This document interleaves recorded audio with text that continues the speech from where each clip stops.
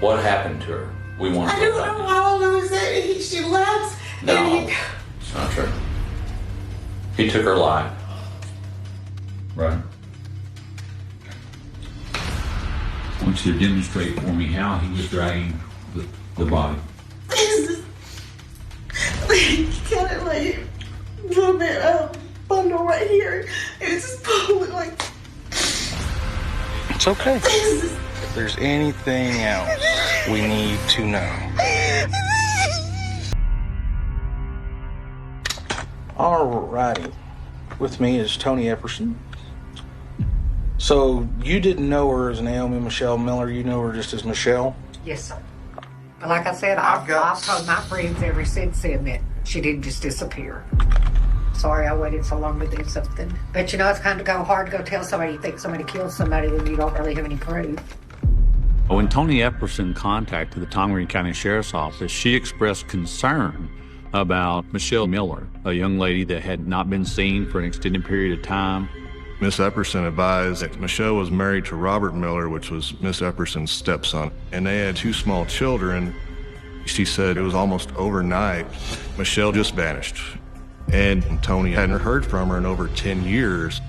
This pretty crazy story. Why did this take 10 years or longer for this to be reported? What is going on here? What did Robbie tell y'all about Michelle?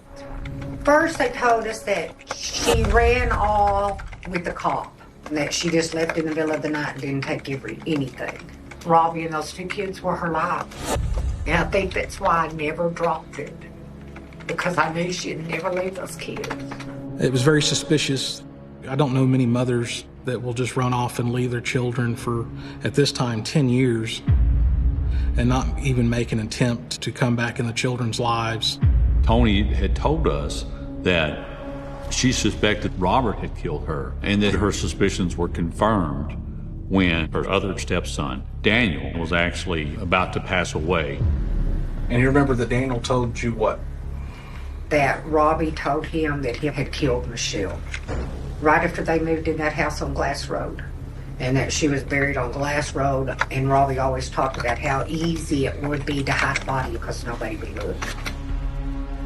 With Daniel being gone, she had 0 evidence to back this story up, but something didn't seem right. We decided, we need to look into this.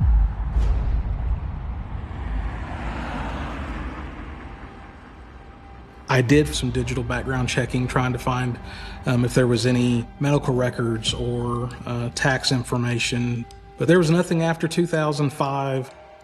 She did not possess a current valid driver's license in any state. She was not enrolled in any kind of government programs. We found the marriage license for Robert Miller and Michelle Miller, but no divorce decree for Miss Miller, no death certificate for Miss Miller.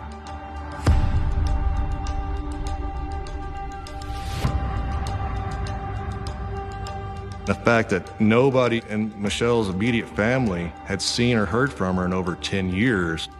At that point, then it became really, where is this lady?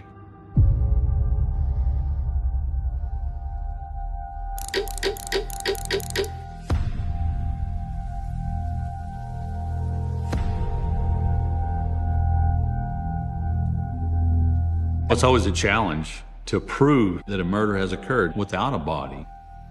We had information that Robert had stated he had buried her at the house where they lived. And so that was obviously the first place to go. Everything's original. Okay, now what's this room right here, man? That's just a hall closet. When questioning the homeowners if there was anything odd or strange about the residence, they did provide that whenever they moved into the residence in 2007 that there was an odor. It smelled really bad. Really, really bad. And then one of the neighbors actually told us, he was like, well, in these houses, cats will get under there and die and stuff like that. And so we just kind of thought maybe it was just a bad animal. Because every time you go in there, it's just stunk. They said that they had not been under the house, but that they had found a hole cut in the kitchen floor. My husband is an engineer, and he was like, there's no reason for that hole to be right there. So, that led us to believe that there was a possibility that she had been murdered in the house and buried underneath it. We conducted a cadaver dog search of the property, and the dog immediately keyed on the outside access point by the kitchen window and the hole in the kitchen floor, and gave a positive alert that there was some kind of human decomp emitting from underneath the residence. We started the process to recover a body from a clandestine grave underneath the house. Okay, we got bucket 1. Here we go. We started methodically removing the dirt. I mean, there's odors down here. It's gotta be. It's got to be a grave, dude. It's gotta be. Yeah, it's gotta be. We removed 15 5-gallon buckets of soil out of it before we found hard-packed clay. Yeah, it's rough. Yeah. She was not there. But in my heart, I knew Michelle was dead. And I said, do you think maybe he moved the body? We left there disappointed, but not dissuaded, really. We really thought we were still on the right track. Yes, Robert had killed Michelle, that he had buried her under the house, that at some point he had transported the body somewhere else.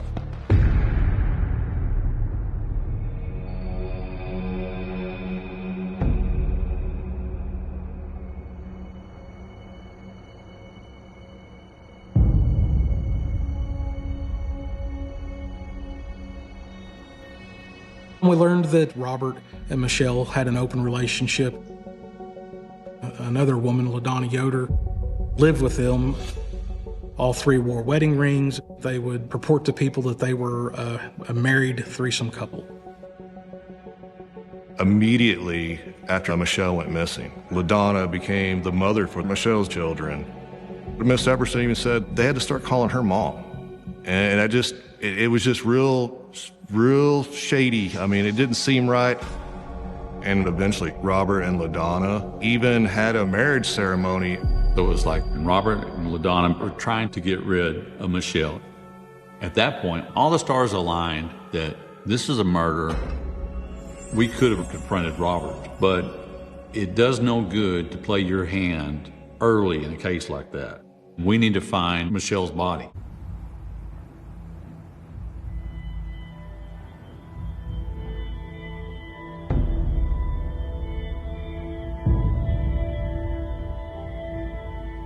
At this point, it's a cold case.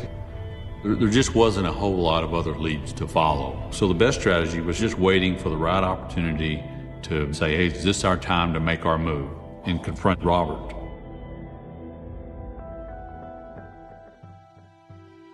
It was just heartbreaking. I truly always felt like someone killed her, but I didn't have really enough evidence to really feel like we could come forward and do anything.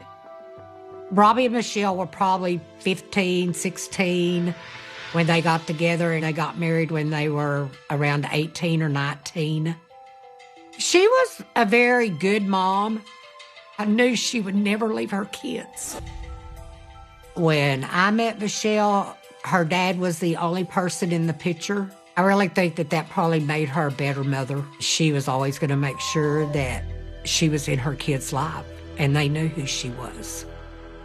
She doted over her children. She homeschooled them. They went everywhere with her. Her world was her children.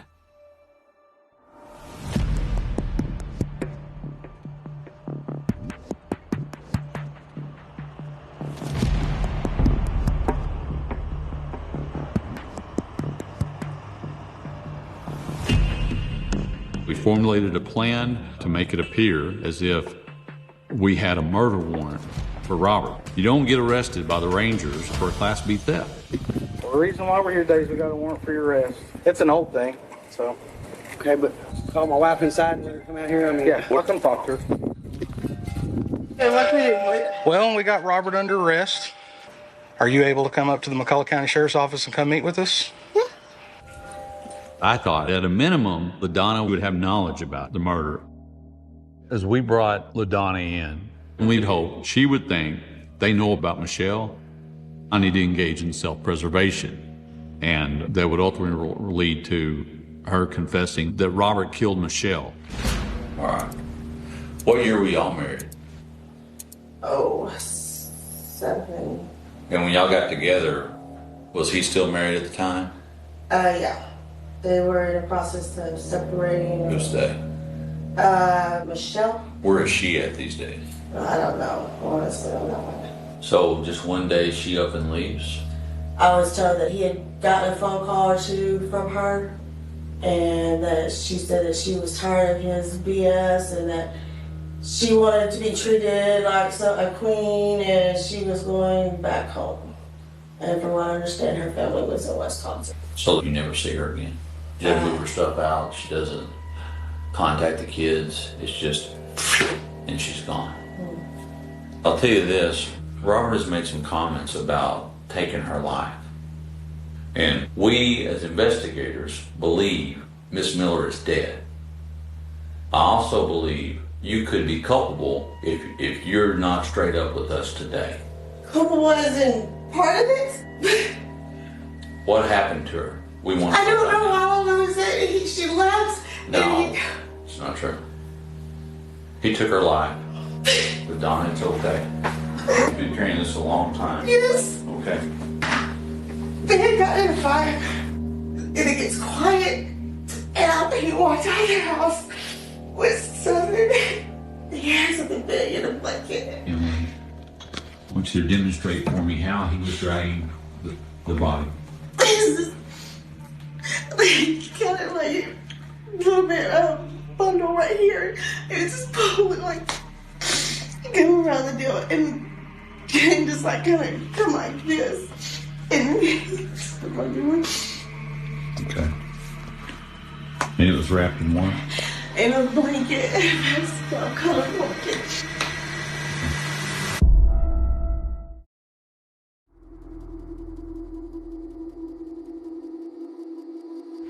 So, did he bury her in the backyard? There was fresh dirt there the next day, yes. So he would have had to do something. I knew that she still had more information, that she was holding back information. And so I showed LaDonna an aerial image of the home. Fresh dirt would have been right here. Just up against, almost up against the house. The cadaver dog is right where you're talking for decon. Like you said, it was there with the fresh dirt. Yeah, they moved her. It was a very big moment at that point in time because LaDonna is able to corroborate all the evidence that we've gotten up to that point. So we thought we'd stop through the interview. I didn't want to push LaDonna to the point where she lawyered up, because without her testimony, we'd had a very tough time making a very circumstantial case. So I thought it was an appropriate time to go confront Robert. Robert, how are you? Very good move, man. All this crap will go. Yeah. Yes, sir. I told you we'd come up here and talk to you about everything that's going on. You and LaDonna been together how long? I think it's about 12 years, 13 years now. Something like that. All right. Was you married before then? Mm-hmm. That was a no and a yes. There you go. Hey, I have, a lot of us have a first wife we're not real excited about. Yes, sir. 15 years. 15 years. What was her name? Michelle. Did y'all get divorced, or what happened with that deal? Yeah, kind of sort of. We still haven't actually got divorced, but she left December 22nd, I think, of 04. I think it was the happiest day of my life. What the hell was Michelle or whatever? What's going on with her? Right. Well, Michelle went missing in probably 05. Went missing? You never reported her missing. Because she wasn't. Right. No. Here's the deal. We ran a cadaver dog at the house. Yes, sir. A cadaver dog? Where? That's to find bodies. Uh-huh. Yeah. We found not a body, but we found evidence of a body. Where? Under the house. She's under the house? Now, you know she's not under the house. No, sir. I know for a fact. Right. I didn't put nobody under the house. Okay. I swear to God. All right. We know. We've already talked to LaDonna, and LaDonna has already confessed to the entire incident, including you wrapping her up and burying her. Okay. And so we're here today to talk to you about that. Okay. Okay. You're saying okay. Yeah, you tell me then. LaDonna's already told you that. Is LaDonna lying about this incident? Something she is. Is she involved? Did she kill her? I don't know, but she's lying about something there. I did not kill her. He started realizing, hey, these guys have done some homework. You could see Robert's body language change. His stress level was rising. And that's when you can make a mistake. I never freaking hurt that woman. And she's still haunting my ass. So what do you mean by she's still haunting him? So you agreed that, yeah, she's dead? No, it's just a figure of speech. Don't try to turn around. I never hurt that freaking woman. I'm just saying, oh, the whole 15 years we were together, they made life hell on me. I never hurt Michelle, never wanted to hurt Michelle. Robert had told himself that lie so many times that I think he almost actually believed it. And he believed if he stuck with his story that he would walk on the case. We decided that the next course of action would to bring LaDonna into the room. I thought this might convince Robert, hey, the gig is up. I need to change strategies and minimize the damage and tell law enforcement what has happened. LaDonna backs up your story. When LaDonna walked in the room, the temperature did change. He knew that she had betrayed his trust, their covenant, that she had leaked information to us. Honey, why would you say I carried a body out, baby? What are you talking carried about? something out in a blanket. I never carried her outside, baby. You carried something out through the kitchen, into the laundry room, and out the back door. Baby, the back door. The one blanket that she always used on the bed, Robbie. LaDonna, think about it very carefully. I am thinking about it. I see that every time. I see that in my... Honey, really? Baby, I've never even been underneath that house, honey. Did you ever see Michelle? Calm down, baby. No. LaDonna, calm down. All right. Please, honey. I want to have her step outside for a minute. Well, can you please calm down a little and talk to me again? It was very clear to me that he was the alpha in control of that relationship. And I was actually concerned that if we left her in there much longer, that he would start convincing her that she was wrong. And so in fairly short order, we removed LaDonna. I mean, that doesn't even add up. It adds up to me. Well, It adds up to this dude who's been a policeman since 1989. You know what it adds up to? What? It adds up to your ass supposed to get arrested for murder. well, I guess what it is then, because I didn't do it. I believe you did. You not, sir? are a master manipulator. Do you not think you that? have manipulated her for years? Oh, I have not. And not only you're a master manipulator, you are another word that begins with a M. What? Murderer.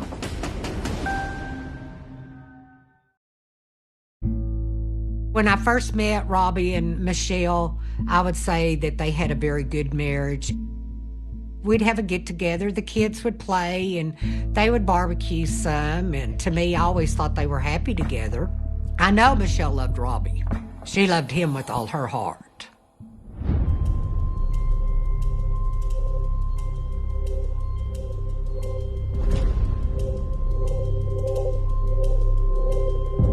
I swear to God, I've never been underneath that house. So, I swear to God, all my kids' lives, and I love my kids to death. I want you to understand, usually when somebody says swear to God to us, you know what they're doing? No. They're lying. Robert was completely denying that Michelle had been murdered and sticking with the original story. And so we decided to show Robert the photographs of he and Michelle. Michelle was wearing a floral dress that was similar to the comforter that LaDonna had described that Robert had wrapped the body in. So I was hoping that somewhere deep in the confines of this murderer's heart that this would trigger in some sense of remorse. So if you can say something to her, Huh? what would you tell her? Shit, that I still love her. I love the shit out of that woman. I love her to death, man. I did. I loved her forever. Yeah, good woman. Does that dress kind of look like that comforter she was wrapped up in? It kind of does, huh? Yeah. It is kind of like that, but like the white there, it's more of a peach color of that comforter. Mm-hmm. You wrapped her up in a comforter that looked a lot like that? It is a comforter. The one that we had? Yeah. And that's the one you wrapped her up in? No. That's the one LaDonna saw you. I can damn near swear that comforter, we still had that thing for years. We threw it away from her. 2 times I said that dress was like the comforter you wrapped her up in, and you agreed. I know what you're saying. I know what comforter you meant is what I was agreeing to. She is dead. The last person with her alive That's crazy. was you. The last place she was alive was at your house with you. We have a witness that put you there. We have a witness that put you dragging her body out of the home. I'm telling you, jury is not going to buy this bull. The jury is going to believe the facts. I'm telling you, I didn't kill her. Period. I knew that Robert was probably not going to confess, at least during that time. And we decided we needed to go ahead and charge him with murder and get him locked up and keep LaDonna safe on the outside.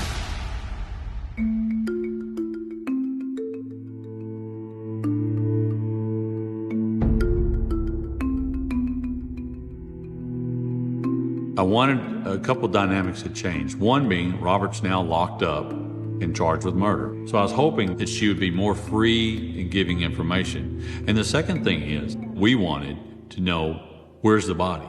We're feeling pretty comfortable that we can prove that she is not alive. Okay.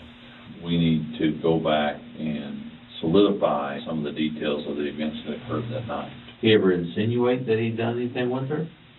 No. I took care of that problem. I shut her up forever. No. I know there were conversations between you and Robert about this deal, where he's I taking know the first few days, when I'd ask him what happened to Michelle, where's she at, what's she, then he would just blow it off, or he wouldn't say nothing. So I never even asked him more about Michelle. How about you? Can you draw the like you did on your sketch? This is the living room, and like the blanket comes out like that. Yes. So you catch the end of the blanket. I've been doing this long. Mm-hmm. Right, so it's built.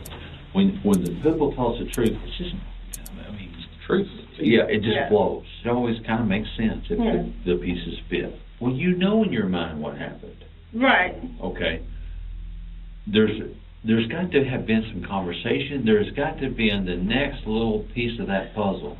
I promise, I knew, but I never wanted to know for a fact. But in 12 years, that doesn't come out? He's never ever said, I promise, he's never ever said anything. LaDonna was a reactive person in personality. It was my hope that taking her back to the scene would sway her to give us that information. And we decided we needed to go back to the house. Now, the strategy was get right to the point. Call BS. So we confronted her in a more aggressive manner. All right, what else is I'm not trying to be an I'm trying I know. Look, I'm trying to get this guy locked up because I don't want him coming after you. I know. So did he ever tell you that he buried her out here?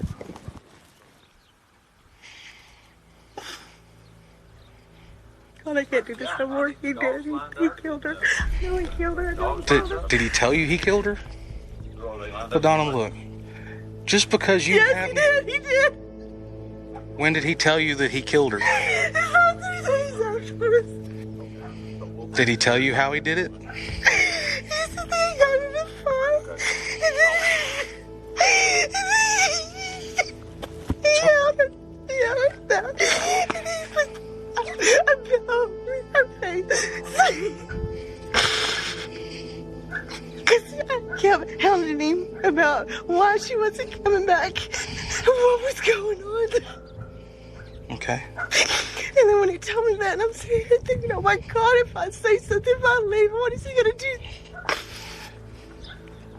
Has he ever told you where he moved her to? Exactly? I know she's out at the racetrack. We knew that Robert leased and ran a racetrack for a pretty extended period of time. And we felt that would be a prime place to place a body because of the size of it and the nature of it. Do you know right where she is at the racetrack? He was hell-bent on one lot area. He wouldn't let anybody else take care of it. Yeah, you can show us that.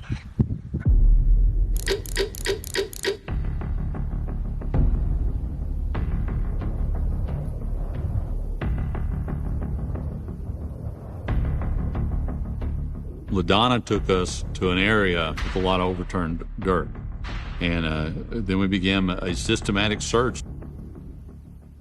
It was going to be a challenge.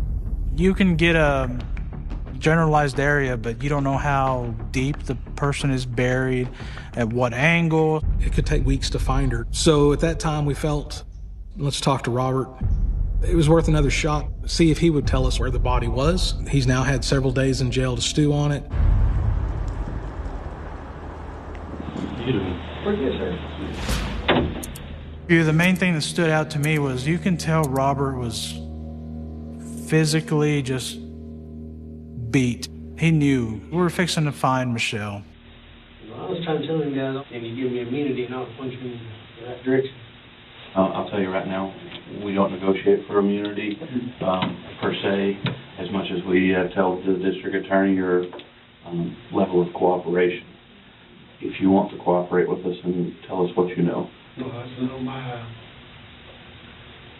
common law wife, my wife, whatever you want to call her. Right. She told me that she would take care of that bitch, and she told me how she would do it, that she would smother him, and, you know, and I was told her she was nuts.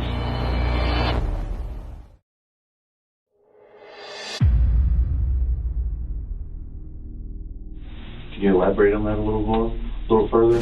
Cooperation means detail. It means a lot more to us than a 10-second little statement. She told me she was going to me. We had a couple of arguments that morning, Right. 2 or 3 o'clock in the morning, and I lay down in the living room floor with my daughter. She was scared that her mother was going to take her. Right. Anyway, Lynn was like, well, I'll take care of it. She was all smoked. You know, I'll kill her. I was like, are you crazy? She's like, no, I will kill her. You know. Anyway, we were, I lay down in the living room floor. I guess it was probably 3:30 in the morning, something like that. I remember Donna coming there and telling us that you don't have to worry about it no more. Take care of it. She's buried in those ditches back there. Are we talking about the house? And then later on, at another date, she said she moved it. I can't prove that for a fact, but I know, you know, I never went and checked, you know. She said she moved her to the racetrack. Robert has decided to change his mind. Instead of having no knowledge of anything, now LaDonna is the mastermind behind this whole murder. Can you draw me a picture and tell me where you thought she was? We can tell that he wasn't being truthful, but our strategy was not to be confrontational because we needed to extract the information that could be vital in finding Michelle at that racetrack. I had a drainage ditch dug, like a pit out here. 2 or 3 weeks later, she told me, she goes, don't use that pit no more. And I said, why not? She said, you won't like what you found. He did show us a good generalized area where to look for Michelle. We notified Ranger Hannah and Sergeant Five Ash that Robert was giving us more details and implicating LaDonna, and we relayed the location of where Michelle was buried.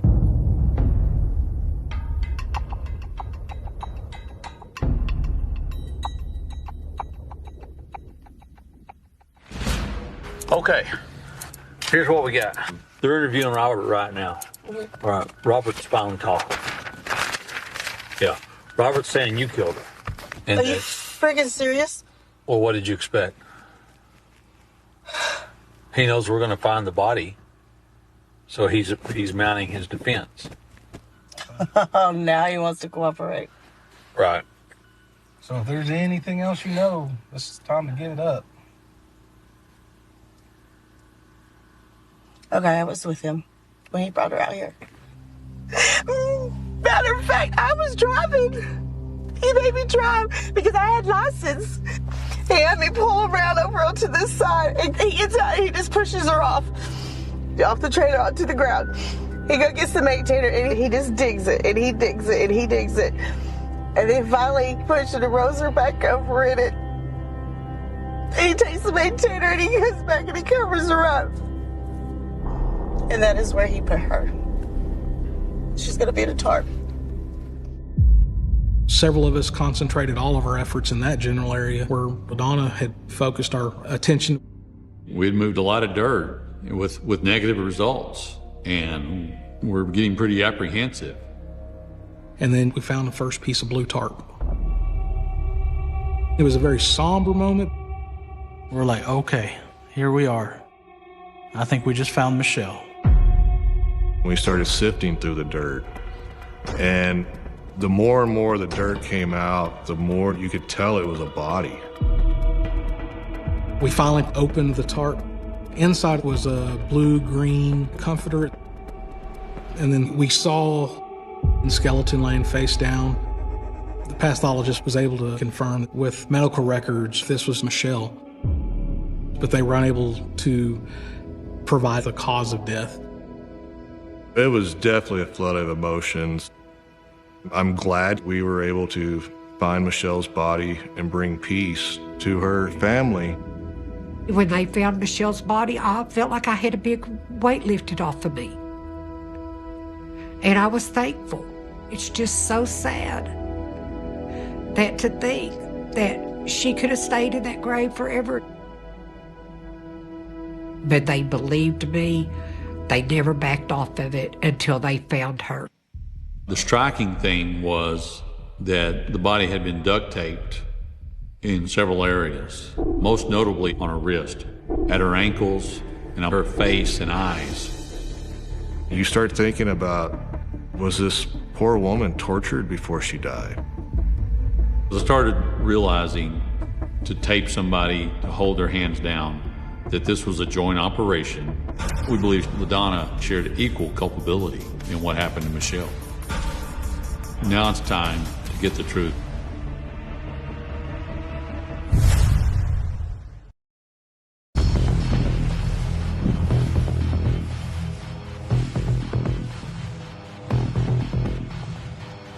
So up to this point, Robert had consistently sent jail mail to us, basically saying, hey, look, you know, I'm just the victim here. Just give me a polygraph, I'll pass it, and then I can get out of here. We thought, what's to lose? Maybe after he fails a polygraph, we say, look, you just failed this thing, so how about you come off and tell us the truth? The test is about to begin. Please remain still. Answer the questions with a yes or no response. In your entire life, did you ever break a law? Yes. Are you in the state of Texas? Yes, sir. Did you kill Michelle? No. Did you kill Michelle that night? No. In your entire life, did you ever do something you regretted? No. Did you participate in killing Michelle that night? No. He definitely figured he's going to be able to outsmart a polygraph, but he had deception on all three answers. None of it was true, and now we could use that information against Robert. What's going through your mind during this testing? What questions are you having the most problems with? None of them really. I mean, what am I? People going to look at this and going to say, this was the day that he was asking for, he wanted So this. is what you're saying. And what I'm saying is you're having some issues, and I'm trying to figure out what those issues are. I passed the part where I said I didn't kill her?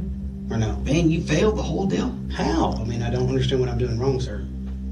Hey, I'll tell you what you're doing wrong. You're lying. You start coming clean. I didn't Maybe kill you can her. pass her. You failed miserably.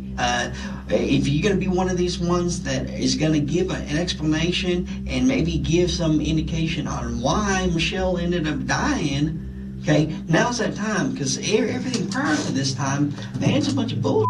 I don't know what Tell me that wrong. you're not that cold-blooded killer. No, sir, Tell I me, am not. tell me you're the one that just got wrapped into something, Yep. and that you didn't necessarily kill her, but yeah, you might have had something to do with the disposal. If that's the case, we need to get out in front of this right now. And I say that because I'm looking at these pictures and stuff, and I'm thinking to myself, God dang, this is one of those things where. What kind of person puts duct tape on a person's face like that? I can't understand. I can't see what's What? That's her skull. Really?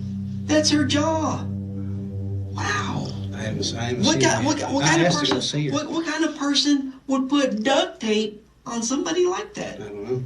Robert's reaction to the photographs of his wife's body spoke volumes. It had no emotional impact on him. I think that speaks to his involvement in it. You need to start giving some explanation. I'm trying to. That's why I tried helping officers the other day. She just died in another room. She just got that old duct tape wrapped around her, and then. I did not put her in another room. I did not wrap the duct. About this. Yeah. Because I didn't do it. It's a funny subject to you. No, what's funny is I'm getting railroaded. You're getting gratification. So why'd you kill her? I didn't kill her.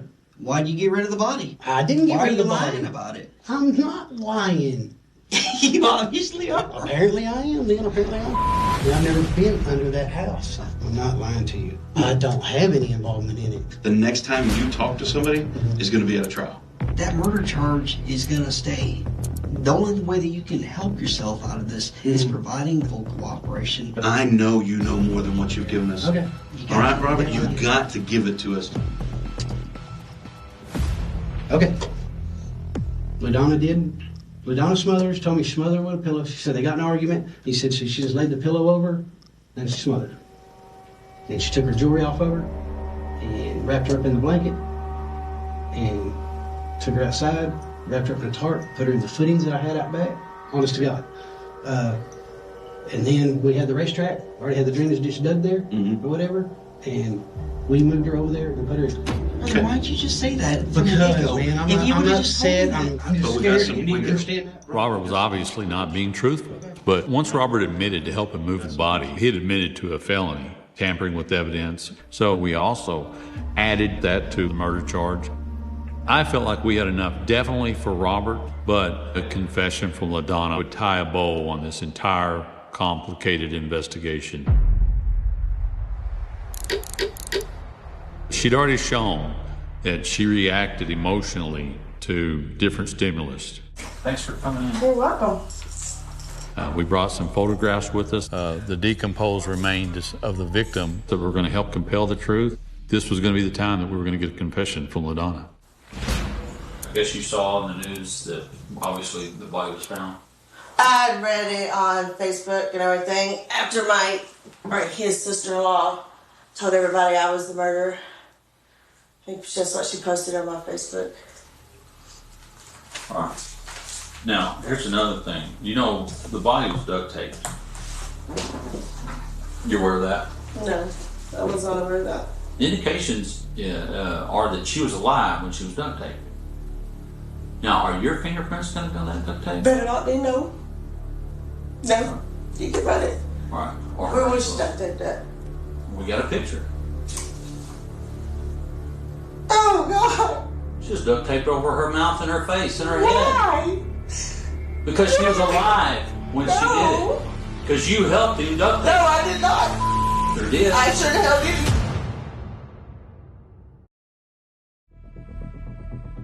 You're involved in it as deep as he is, and you know it. No. Yes, ma'am, you are. No, I'm not. Yeah, it's hard to look at, isn't it?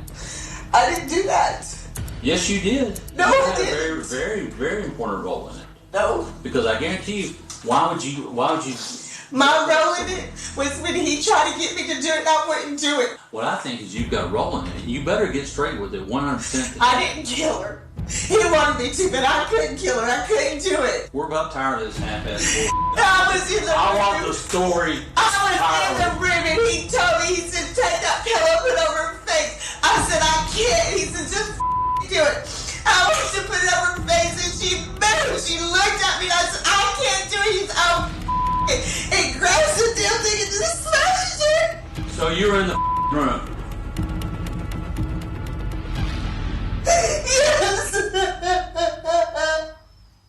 Finally, she had confessed to murder. Even her body language changed when she released the information. The truth came pouring out of her. How many conversations did y'all have about killing her? There was probably about 3. He said, if anything happens, you won't get in trouble. I'll take the blame because I had to get rid of her. She's going to take my kids from me. That's why whenever he told everybody I'd done it, I was strong because he just kept promising me that he wouldn't own up to what happened. When we were talking about the duct tape, you said your fingerprints shouldn't be on there. No, they shouldn't be. That's not a definitive no. So did you help put tape on it? No, I really honestly didn't. But Donna, why should we believe? You shouldn't. You don't have to. I left it all out. I didn't want to. That's what I'm saying. Is there any? What else is there you can tell us? You need to tell us the rest. I don't know why she's taped up. I don't. Across. I mean, Wait a second. Wait a second. No, he did tape her up. He taped her up to put her all together. He said to hold her all in one spot. He said to put all of her body together so it would stay still and arms and legs didn't flop out and stuff. And I don't know why he did that. I don't understand that one. Then what happened? She quit moving. I walked out. I straight got up off the bed. I didn't say nothing to him, nothing. I walked the hell out. I went out there and already been digging on that hole for a little bit, and I'm just standing there watching him. Just watching him dig the hole. And she's over there, laying on the side.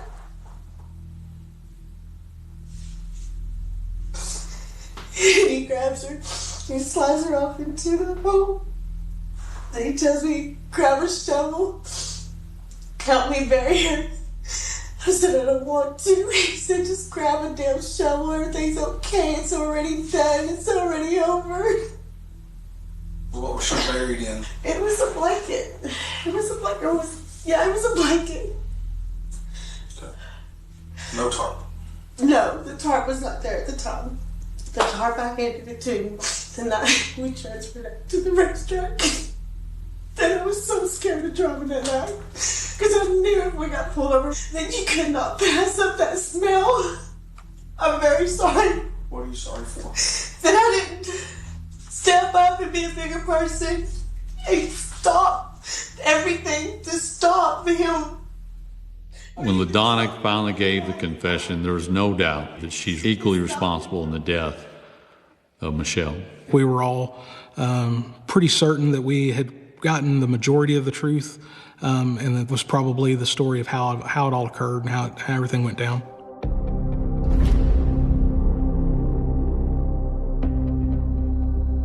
The interrogations were the centerpiece of the case. They were the catalyst to obtaining the information piece by piece, and finally for recovering her body, umpteen years later.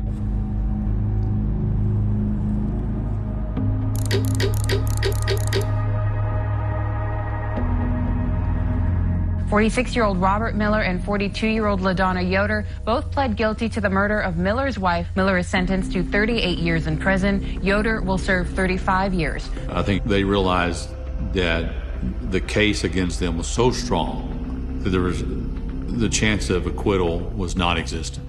Otherwise, they would have taken it to trial. Robert and LaDonna had both lied about Michelle for 12 years, about her abandoning her children. I think being able to get the truth out there gives her a little bit of justice. She was a mother. She was a wife. She was a daughter. She wasn't just someone that you could discard. And I thank God every day that the sheriff's department believed me and that they found her. And they got Robbie and LaDonna in prison. But it's heartbreaking. Both of the kids have kids. It's sad. You lost out on your mom and your children lost their grandparents. If Michelle were here right now, I would really tell her that I was sorry that I didn't do something sooner, but that I am thankful that now she gets to be at peace. The sound is ordinary, almost invisible in memory, until it becomes the last thing anyone can remember clearly. A screen door slams shut in the Florida heat, sharp and hollow, echoing down a quiet residential street just before sunset. No one looks up. No one pauses. In this neighborhood, doors open and close all the time. Neighbors come and go. Life moves slowly, predictably, safely. Or at least that's what everyone believes in August of 2001, right before one woman disappears without leaving behind a single trace of chaos. Central Florida is heavy with summer. The air sticks to skin. Lawns are trimmed short. Mailboxes stand straight. American flags hang motionless in the stillness. This is a place built on routine. Morning jogs, evening sprinklers, friendly nods over low fences. The woman at the center of this story fits perfectly into that rhythm. She is not secretive, not reckless. She is known for consistency, for reliability, for being exactly where people expect her to be. Which is why the first missed appointment feels like nothing at all. Monday morning comes and goes. She doesn't show up for work. A colleague assumes she's sick. By Tuesday, her phone goes unanswered. By Wednesday, concern hardens into something colder. Someone drives past her house twice, then a third time. Her car is still there, parked slightly crooked. Not abandoned, but not settled either. Like it stopped in a hurry. Police are called for a welfare check under a blazing afternoon sun. They arrive expecting a routine visit. A forgotten phone. A medical issue. Something explainable. The front door is locked. The screen door swings gently, catching the breeze, tapping against the frame with a soft, repetitive knock that no one can ignore. Inside, the house tells a story of interruption. Her purse sits on the kitchen counter, wallet inside, keys untouched. A mug rests near the sink, coffee long since cold, a faint ring dried into the porcelain. No signs of a struggle, no overturned furniture, no broken glass. The home looks paused, frozen mid-action, like she stepped away for a moment and never returned. Detectives exchange glances. This isn't how people leave voluntarily. There is no blood, no forced entry, no immediate evidence of violence. Just absence. Clean. Intentional. The kind of absence that raises the hair on the back of experienced investigators' necks. This is not panic. This is control. The neighborhood begins to hum with speculation within hours. People gather at the ends of driveways, arms crossed, voices lowered. Everyone suddenly remembers something. A sound, a movement, a fleeting interaction that seemed meaningless at the time. One neighbor recalls hearing a screen door slam Sunday evening, louder than usual. Another remembers seeing her talking to someone near her side yard, relaxed, unafraid. Someone else insists they saw nothing at all, and that, somehow, feels just as important. Detectives do what they always do first. They look outward. They ask about boyfriends, ex-husbands, coworkers, anyone who might have had a reason. They search nearby woods and drainage canals, sweating through shirts, calling her name into spaces that refuse to answer. Volunteers join in, holding hands, forming lines, scanning the ground inch by inch. The Florida sun is unforgiving, bleaching the landscape, erasing footprints before anyone knows which ones matter. No body is found. Her face appears on the local news, smiling, framed by the word missing. The community is described as shocked. Friends describe her as kind, dependable, cautious. No enemies. No known threats. The story doesn't make sense, and that only fuels the fear. Police begin canvassing the neighborhood more thoroughly, knocking on every door, collecting statements, building timelines. This is where he enters the official record. The neighbor 2 houses down. He opens the door easily, without hesitation. Middle-aged, clean-cut, the kind of man who fixes his own fence and helps others with theirs. He is well known, trusted. The word nice comes up repeatedly when neighbors talk about him. He tells detectives he saw her briefly that Sunday evening. They chatted. Nothing unusual. He went back inside. His timeline is tidy. His tone calm. Cooperative. Nothing about him triggers alarm bells. Detectives thank him and move on. Days stretch into weeks. Weeks into months. The case shifts from urgent to unresolved. Tips pour in, then slow. Sightings are reported in other states. None pan out. Psychics call in with visions that lead nowhere. The file grows thicker, but the truth remains thin. Without a body, without a clear crime scene, the investigation begins to stall. Officers quietly start using a word no one wants to hear. Homicide. A clean one. Planned. Executed by someone who knew her routines and knew how to leave nothing behind. The neighborhood changes under the weight of uncertainty. Doors lock more often. Conversations become careful. Trust, once assumed, now has conditions. Parents call children inside earlier.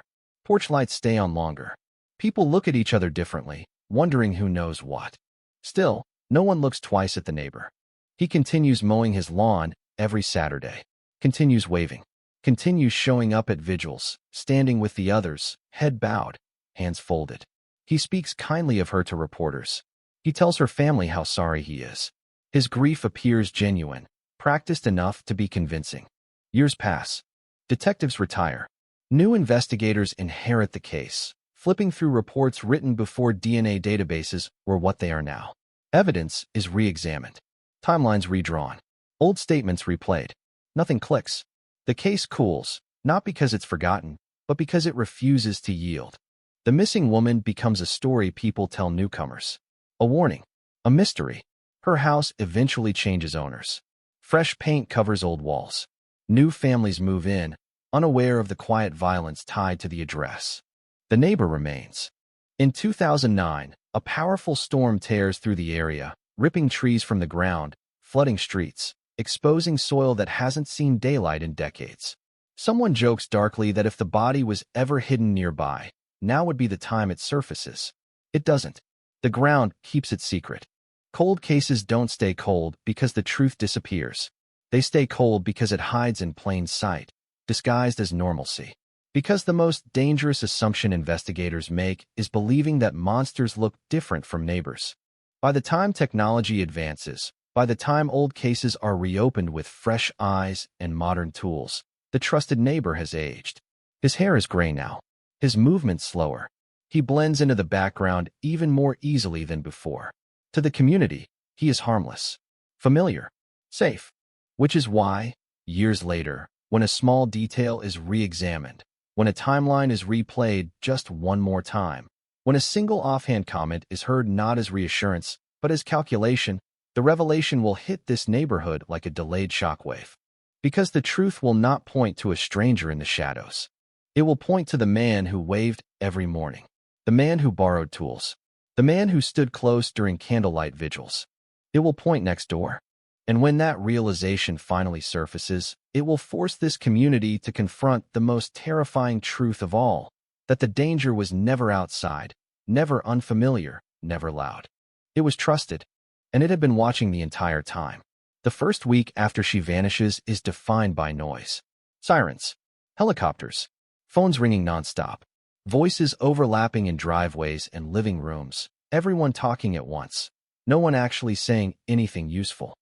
The neighborhood is awake at hours it shouldn't be, blinds twitching, porch lights burning through the night, as if light alone can keep the truth away. This is the phase where people still believe urgency equals progress, where movement feels like safety. Detectives operate on momentum. They rewalk the house inch by inch, photographing what looks ordinary because ordinary might be the disguise. They catalog everything she left behind. Clothes still hanging in the closet. Shoes lined neatly by the door. Food in the refrigerator with expiration dates weeks away.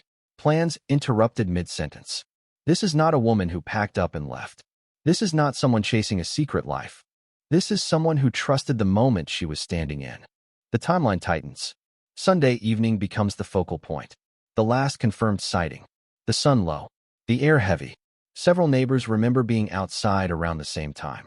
Someone grilling. Someone washing a car. Someone watering plants. She is seen moving comfortably, unhurried, wearing clothes meant for home, not for travel. One detail keeps resurfacing. She wasn't alone. Not in the dramatic sense. No raised voices. No argument. Just company. A conversation by the side yard. Casual. Familiar. The kind of interaction that doesn't register as a threat because it isn't supposed to. Detectives start drawing lines on a map. Who lives where? Who could see what? Who had a clear view of her house, her driveway, her routines? The circle is small. Smaller than anyone wants to admit. They knock again on doors they've already visited, this time with sharper questions. Times. Durations. Exact words exchanged. People grow nervous. Memories shift. Confidence erodes. The more detectives ask, the more people realize how much they assumed instead of observed. The trusted neighbor is interviewed again. This time, the questions linger. He answers patiently. He doesn't rush. He repeats his timeline without irritation.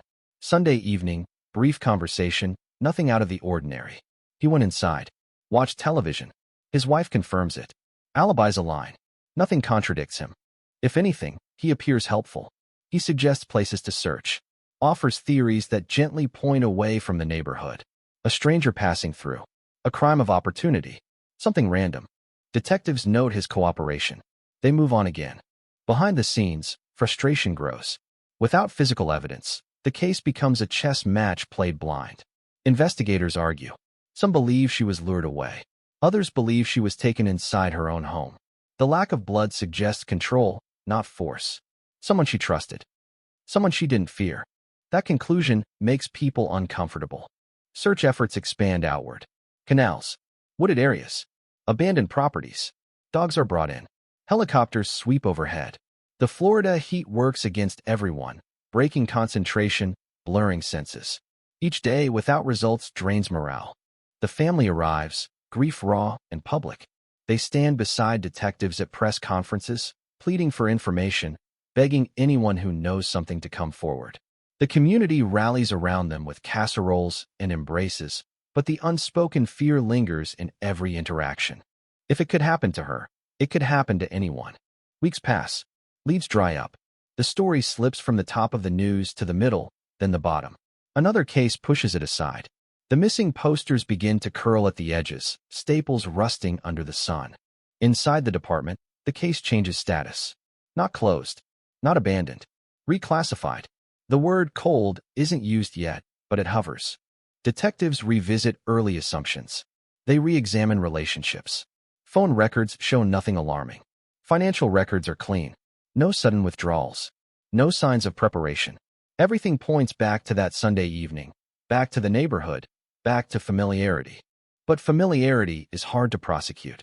The trusted neighbor fades into the background of the investigation, not because he's cleared, but because nothing sticks to him. No inconsistencies. No witnesses placing him anywhere he shouldn't be. His life continues uninterrupted, which, in itself, becomes its own kind of camouflage.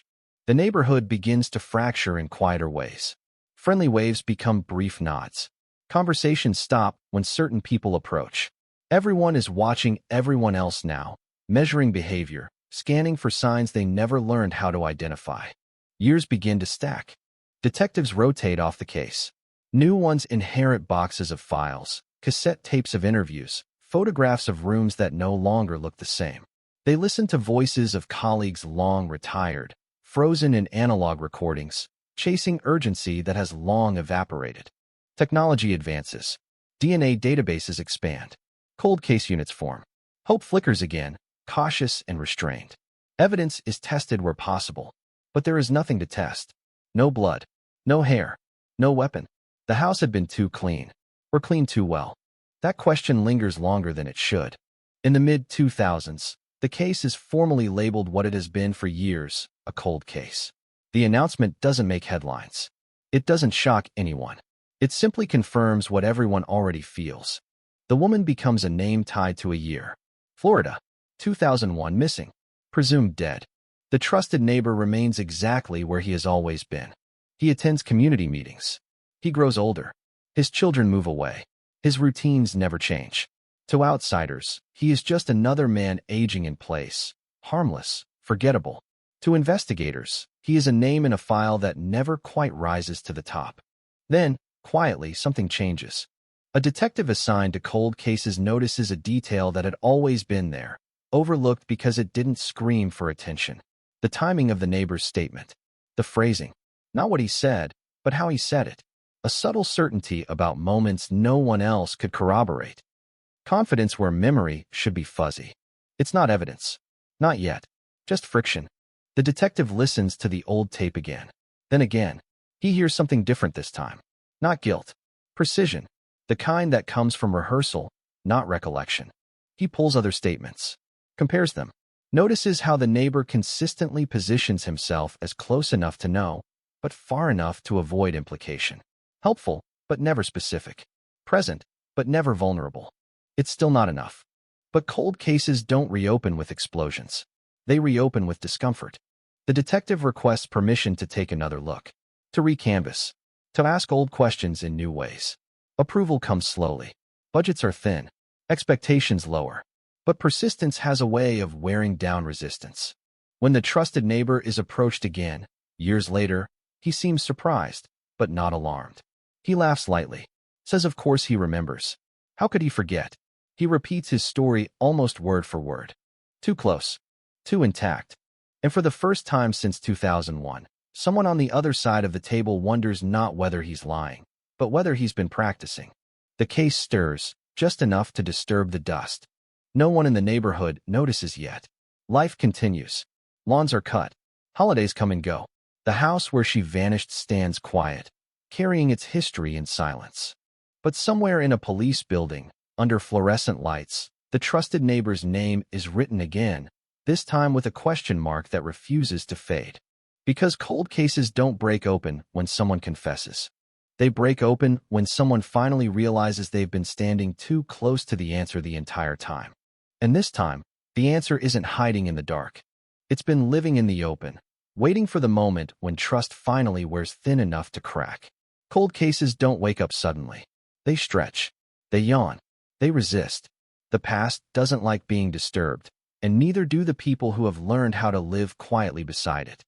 When the detective begins pulling the old files apart again, there is no announcement, no press release, no renewed urgency splashed across the news. Just paper moving across a desk, old tapes clicking into place. A slow, deliberate decision to listen more carefully than anyone did the first time. The neighborhood hasn't changed much on the surface. Houses repainted, a few fences replaced, children grown and gone.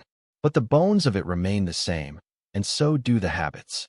The trusted neighbor still lives in the same house, still wakes early, still keeps his lawn trimmed to regulation height, still waves, still smiles, still occupies that safe mental category people rarely question. The detective starts with the timeline again, not to confirm it, but to stress it. Sunday evening, the sun setting, the temperature just beginning to dip. Who was outside? Who wasn't? Who claims to remember exact minutes from a day nearly a decade old? Memory, he knows, degrades unevenly. It softens. It blurs. Unless it's rehearsed. He listens to the neighbor's statement once more, headphones on, lights dimmed, cutting out distraction. The man's voice is steady, calm. There are no verbal stumbles, no uncertainty markers. He doesn't hedge. He doesn't approximate.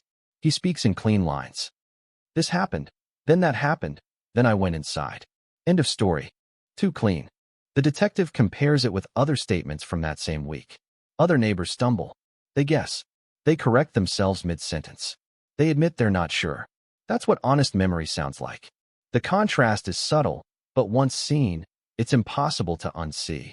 He flags it, not as evidence, as texture. Then he notices something else. The neighbor's account places him in proximity to the victim longer than anyone else's. Close enough to speak. Close enough to notice details. Close enough to establish normalcy. But not close enough, in his telling, to be the last person with her. That distinction matters. The detective begins mapping again, this time with emphasis on sightlines. Who could see whose yard? Who could hear what? The screen door slam resurfaces, mentioned in multiple statements, always vaguely. No one can say exactly when it happened. Just that it did. Just that it stood out. The neighbor mentions it too. That's when the detective pauses. He rewinds. Plays that part again. The neighbor references the sound casually, as if it were a shared point of reference. As if everyone heard it. But not everyone did. Some neighbors were inside. Some were farther away. The sound became significant only later, after the disappearance, after it was given meaning. So how did he know it mattered? The detective digs deeper. He pulls the original canvas notes. The order of interviews. Who was spoken to first? Who might have influenced who? He discovers the neighbor was among the earliest interviewed, before the screen door detail became part of the collective narrative. Before it was widely discussed. Which means one of two things. Either he was unusually perceptive, or he knew exactly which sound marked the end. Still, suspicion is not proof. The detective knows this. He's been burned by intuition before. Cold cases are full of almosts and maybes. What he needs is leverage. Something that forces a crack. He requests phone records again, knowing full well they were examined years ago. But databases have improved. Cross-referencing is faster now. Patterns emerge that once hid in the noise. He looks not just at calls made, but calls not made. Gaps. Silences. On the night of the disappearance, the neighbor's phone shows an unusual lull. No calls. No activity. A blank stretch of time that aligns too neatly with the window investigators believe the crime occurred. It doesn't prove anything, but it tightens the frame. The detective brings this to his supervisor. The reaction is cautious. No one wants to chase a theory built on tone and timing. Budgets are limited. Priorities are stacked. But the case has haunted the department long enough that permission is granted to proceed quietly. They decide to re-interview. This time, the approach is different. No accusations. No pressure. Just conversation. They ask about his life now. His routines. His health. They let him talk. People talk more when they feel safe. When they believe they're not being scrutinized. He is relaxed. Even amused. He talks about how long it's been. How strange it feels to revisit the past. He says the case still bothers him. Says he wishes it had been solved. The detective listens. Watches body language. Notes micro-adjustments. The man is practiced at this. He's had years to rehearse not just his story, but his demeanor. Then the detective changes course. He asks about something trivial. a detail that wasn't in the original reports. Something peripheral. The neighbor hesitates, just for a fraction of a second. His eyes flicker. He answers, but the rhythm shifts. There it is. The detective presses lightly, asks him to walk through that Sunday again, but backwards, into beginning. This is a common technique. Real memory struggles with reverse chronology. Fabrication struggles more. The neighbor complies, but the cracks widen. His certainty wavers. He corrects himself. He repeats phrases verbatim, as if reading from an internal script. When asked to describe what the victim was wearing, he answers too quickly, with detail no one else remembered. The interview ends without confrontation. The neighbor leaves smiling, confident, but the air in the room has changed. The detective documents everything. Still, they are stuck. Suspicion alone will not resurrect a case.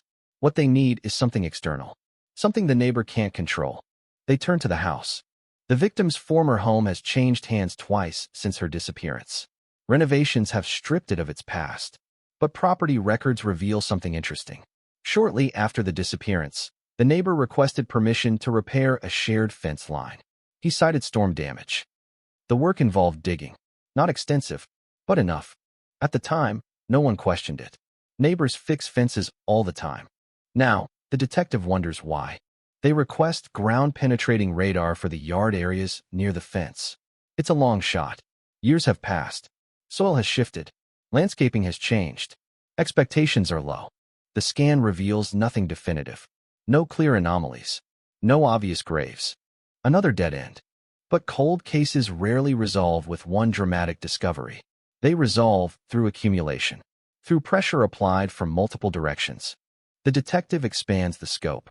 He looks into the neighbor's past, employment history, financial records, not for motive, but for behavior, patterns of control, boundary issues, anything that suggests escalation. What he finds isn't criminal. It's unsettling. Former coworkers describe him as helpful but intense, generous but intrusive, the kind of man who inserts himself into others' lives under the guise of assistance. Several mention discomfort, brushed off at the time because nothing overt ever happened. One woman recalls him showing up uninvited after a minor conversation. Another mentions how he seemed to know her schedule better than she did. These are not crimes. They are warnings, retroactively recognized. The detective documents them all. The case begins to breathe again. Slowly, carefully. No one arrests anyone. No headlines appear. The neighbor continues his life unaware that the ground beneath him is shifting, not physically, but psychologically. The certainty he's lived with for years is no longer shared by the people watching him. And that is the most dangerous phase.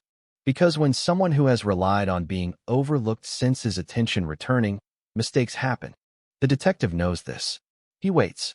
He knows the truth won't be forced out in a dramatic confession. It will leak. Inconsistencies will surface.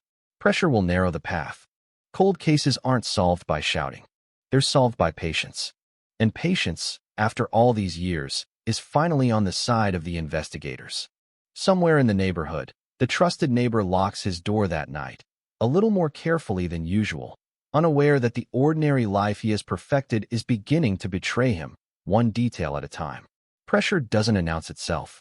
It arrives quietly, settles into routine, and waits. The trusted neighbor begins to feel it not as fear, but as irritation. A sense that something familiar is being examined too closely. Patrol cars pass his house a little slower. A detective he hasn't seen in years waves a little longer than necessary. Nothing overt. Nothing illegal. Just presence. He tells himself it's coincidence. Inside the department, the case has shifted from dormant to delicate. The detective knows better than to move fast now. Fast scares suspects into silence. Slow convinces them they're still invisible. He reviews the re-interview footage again, focusing not on what was said, but on what was avoided. Topics the neighbor deflected with humor. Questions he answered with rehearsed empathy. The man is good. Very good. But good liars depend on consistency, and consistency becomes a trap when time is introduced. The detective decides to revisit the witnesses, not for new facts, but for old feelings. People remember emotions longer than details. He starts with a woman who lived 2 houses down in 2001. Back then, she had been cooperative, calm, unremarkable. Now she's older, less guarded. She admits something she didn't say before. She didn't like the neighbor. Couldn't explain why. Just a feeling. He watched too much.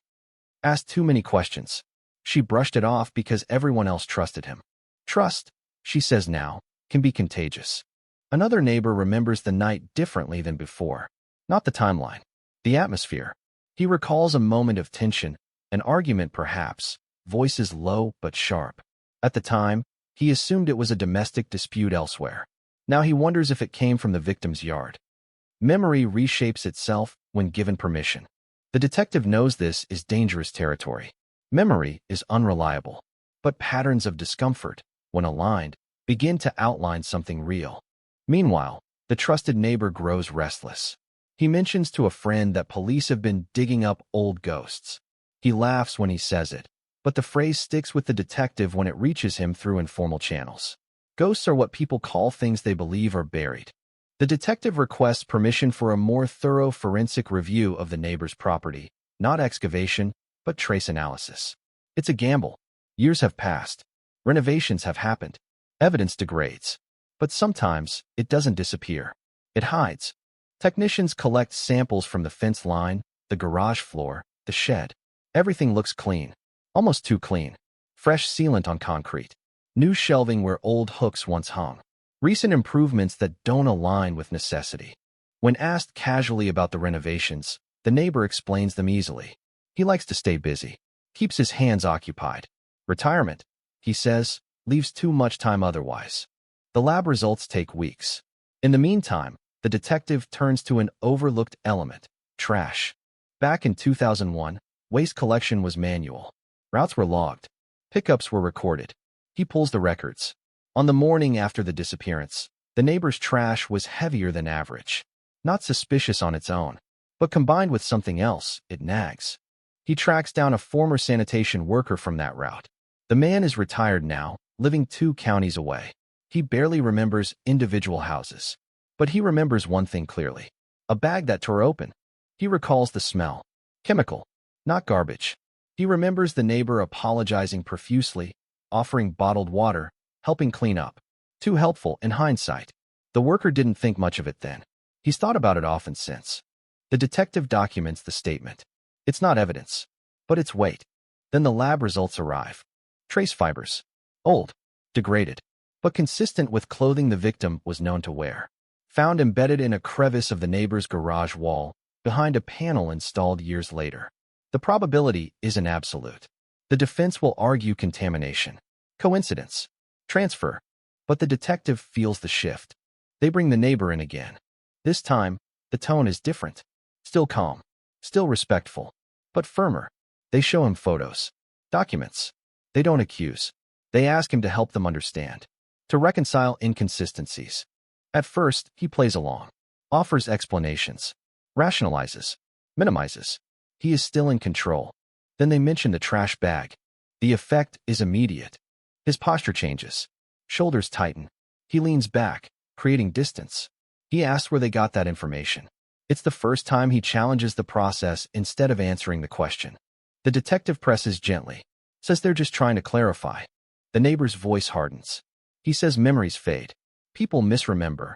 He warns against reopening wounds. He frames himself as a victim of suspicion. Classic reversal. They let him leave again. Outside, he lights a cigarette for the first time in years, hands shaking just enough to notice. He doesn't see the unmarked car across the street. Or maybe he does. Inside the department, the case is now active in all but name. Prosecutors are looped in. They are cautious. Circumstantial cases collapse without anchors. They need something undeniable. The detective returns to the one thing that hasn't been exhausted, time. He requests a warrant for GPS tracking. Limited. Justified by the accumulation of anomalies. It's approved. They watch the neighbor's movements. Routine dominates. Grocery store. Hardware store. Church. Then, one deviation. A late-night drive to a storage unit he's owned since before 2001. That unit was never searched. They secure a warrant.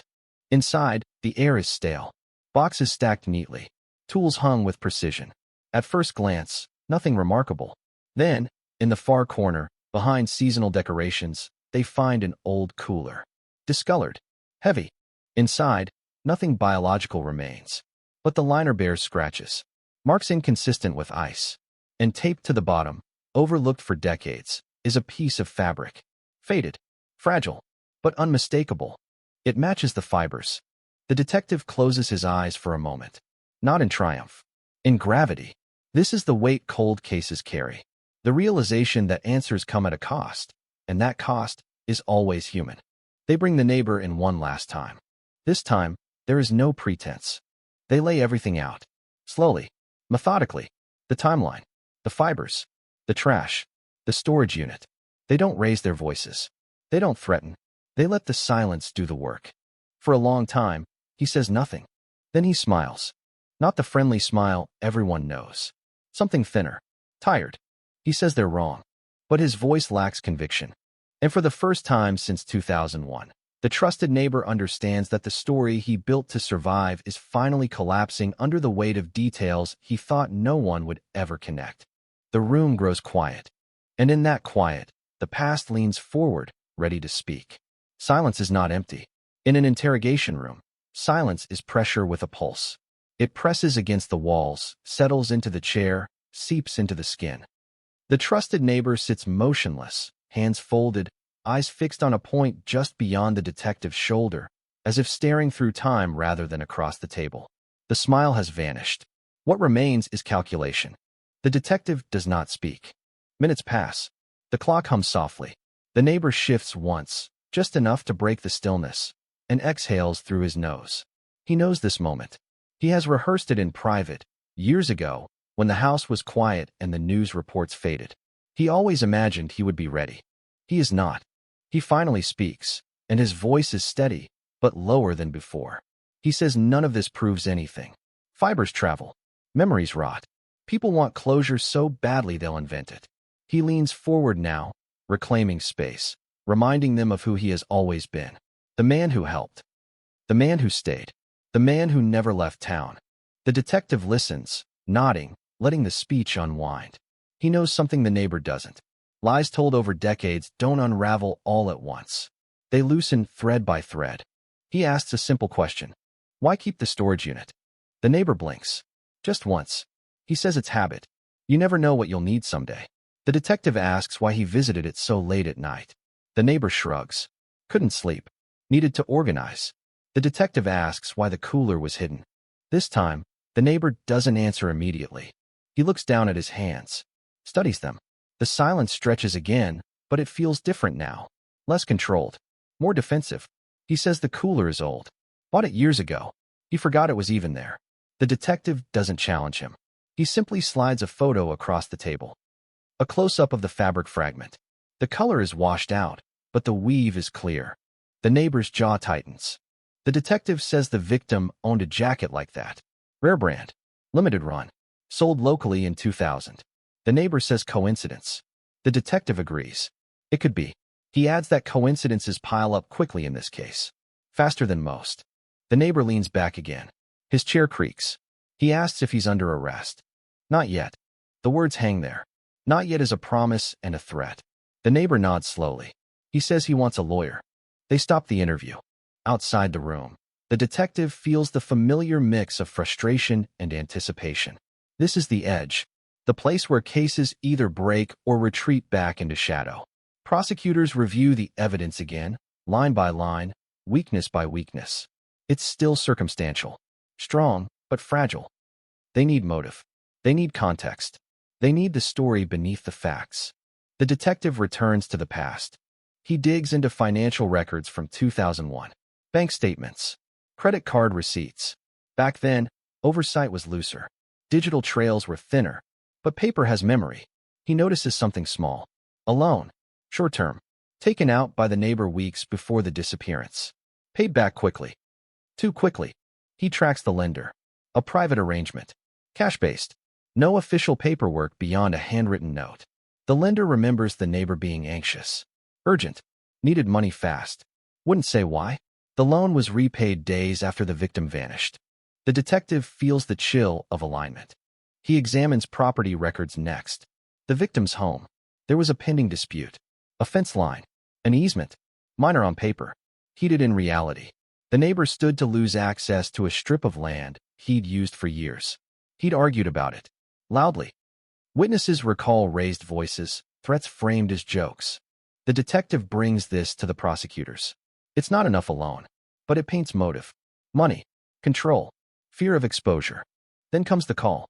A woman from out of state. She says she saw the news about the case reopening. She hesitated to call. She didn't want to be wrong, but she remembers something from 2001.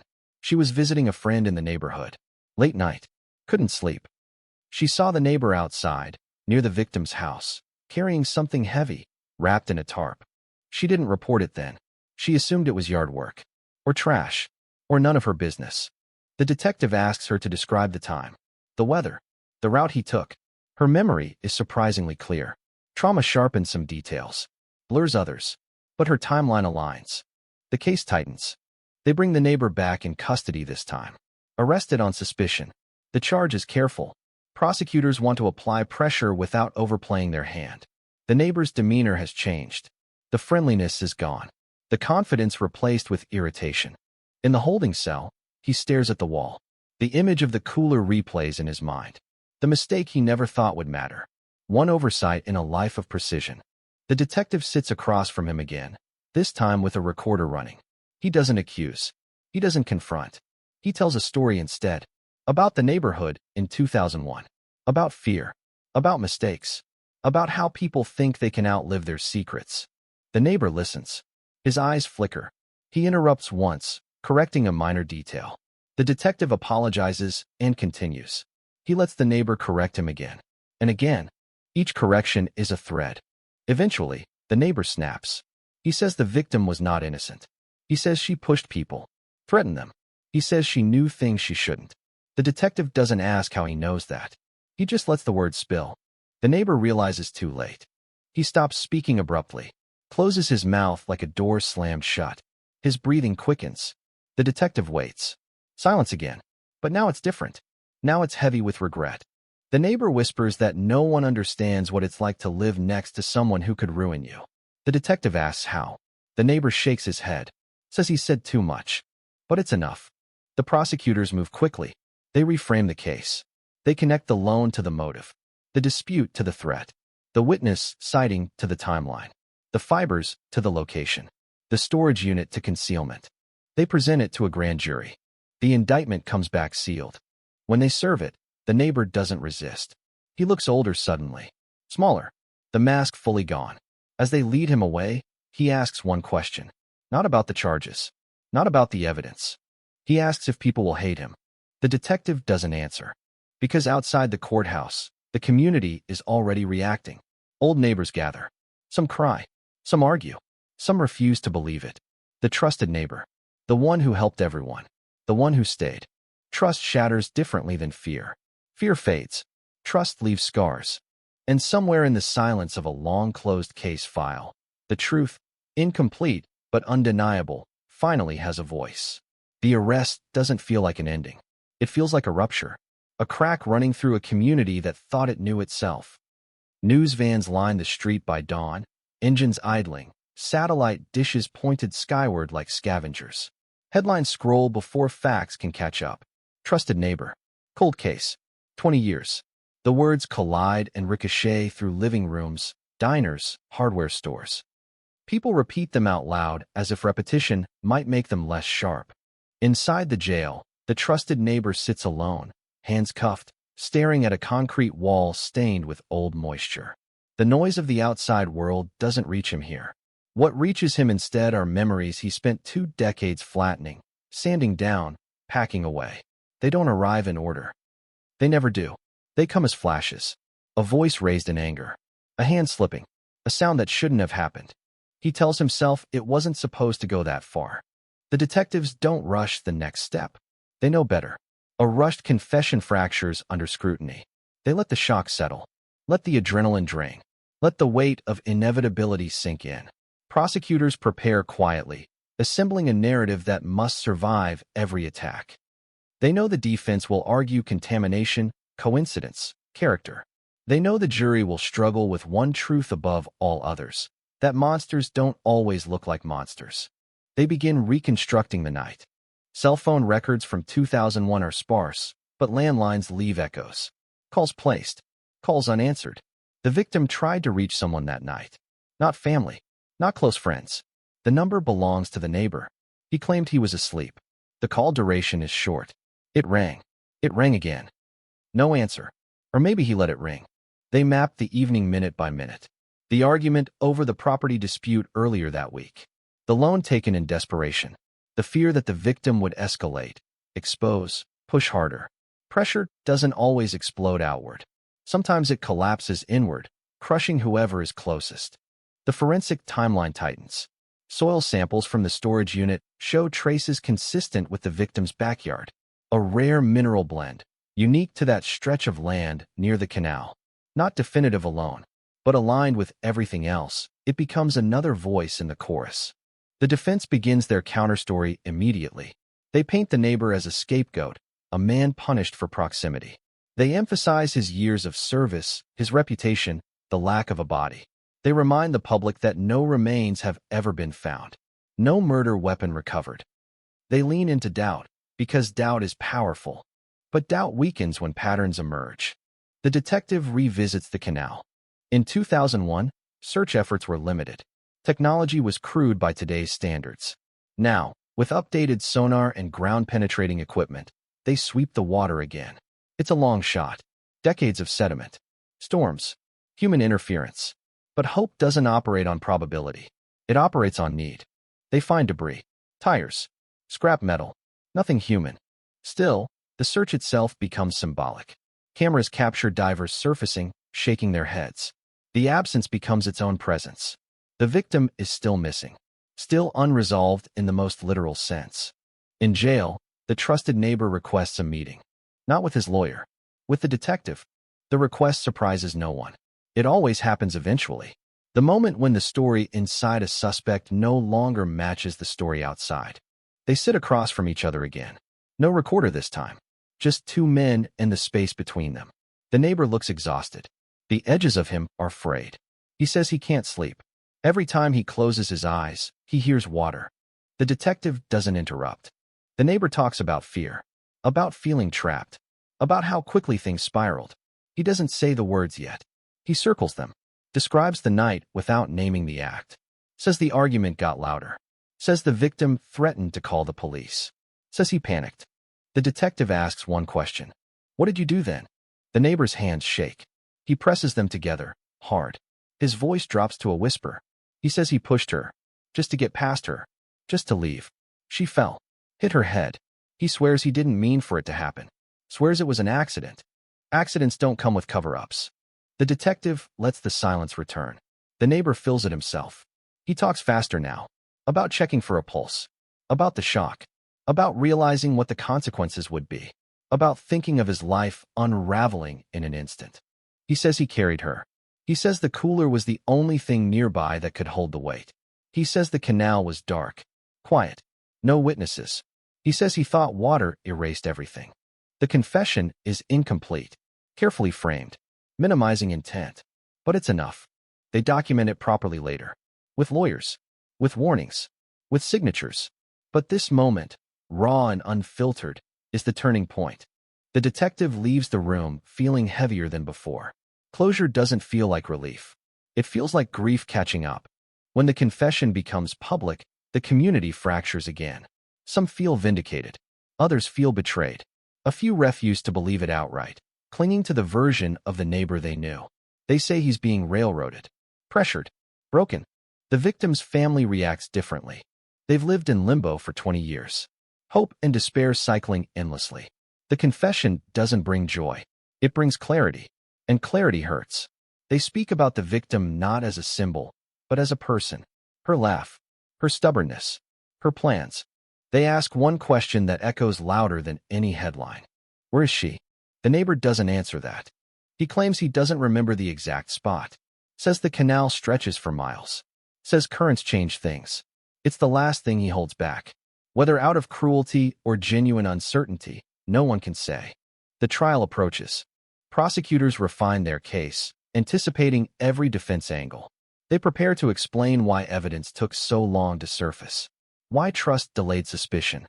Why cold cases freeze not because truth disappears, but because it hides behind familiarity. The detective prepares to testify. He reviews notes, photos, transcripts. He knows the defense will attack the investigation. Call it flawed, biased, overdue. He's ready, because he knows something the jury will learn slowly. This case was never about brilliance or luck. It was about patience, about listening to what time preserves instead of what it erases.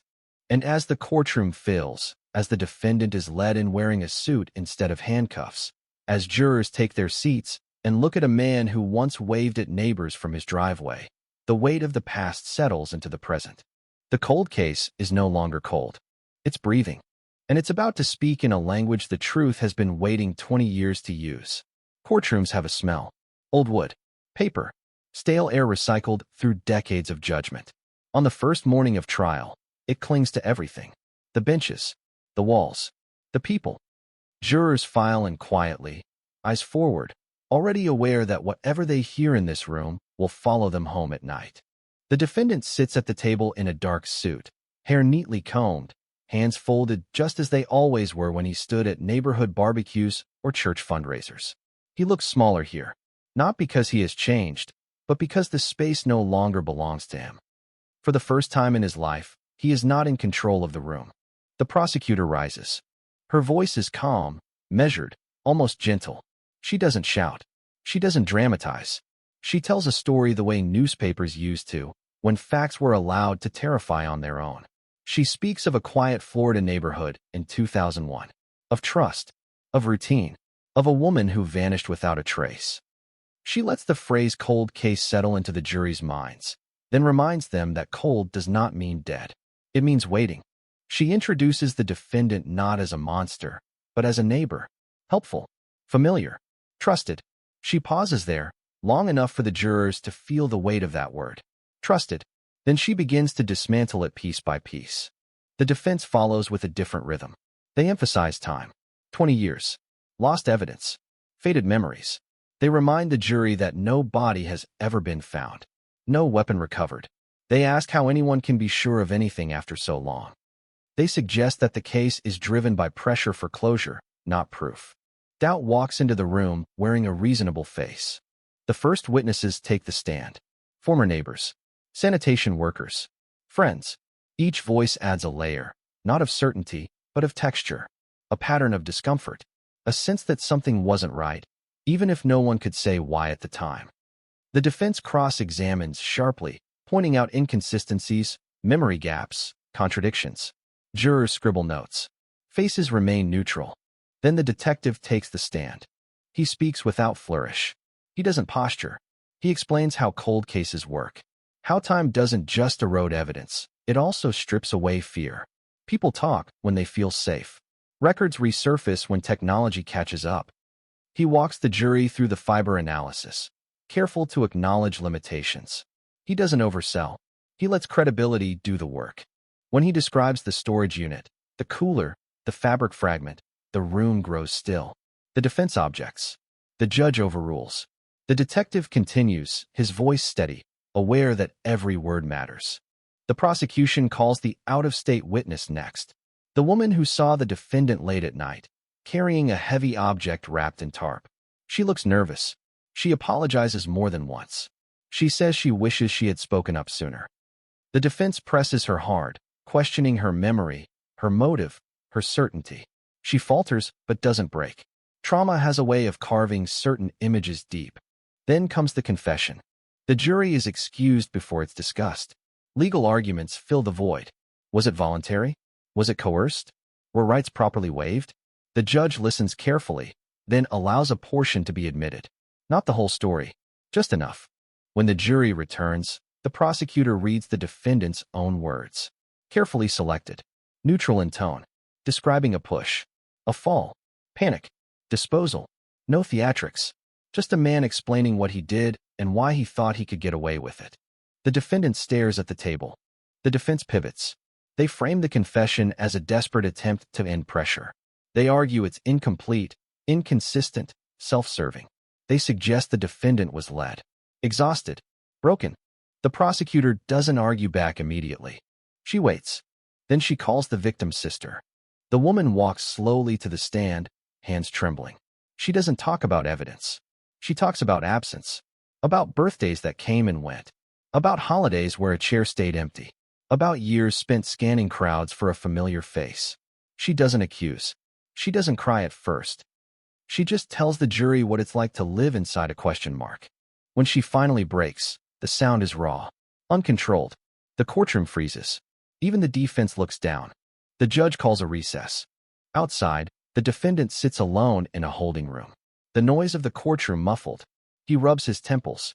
He thought he could survive this by staying detached, by focusing on technicalities. But emotion has a way of bypassing defenses.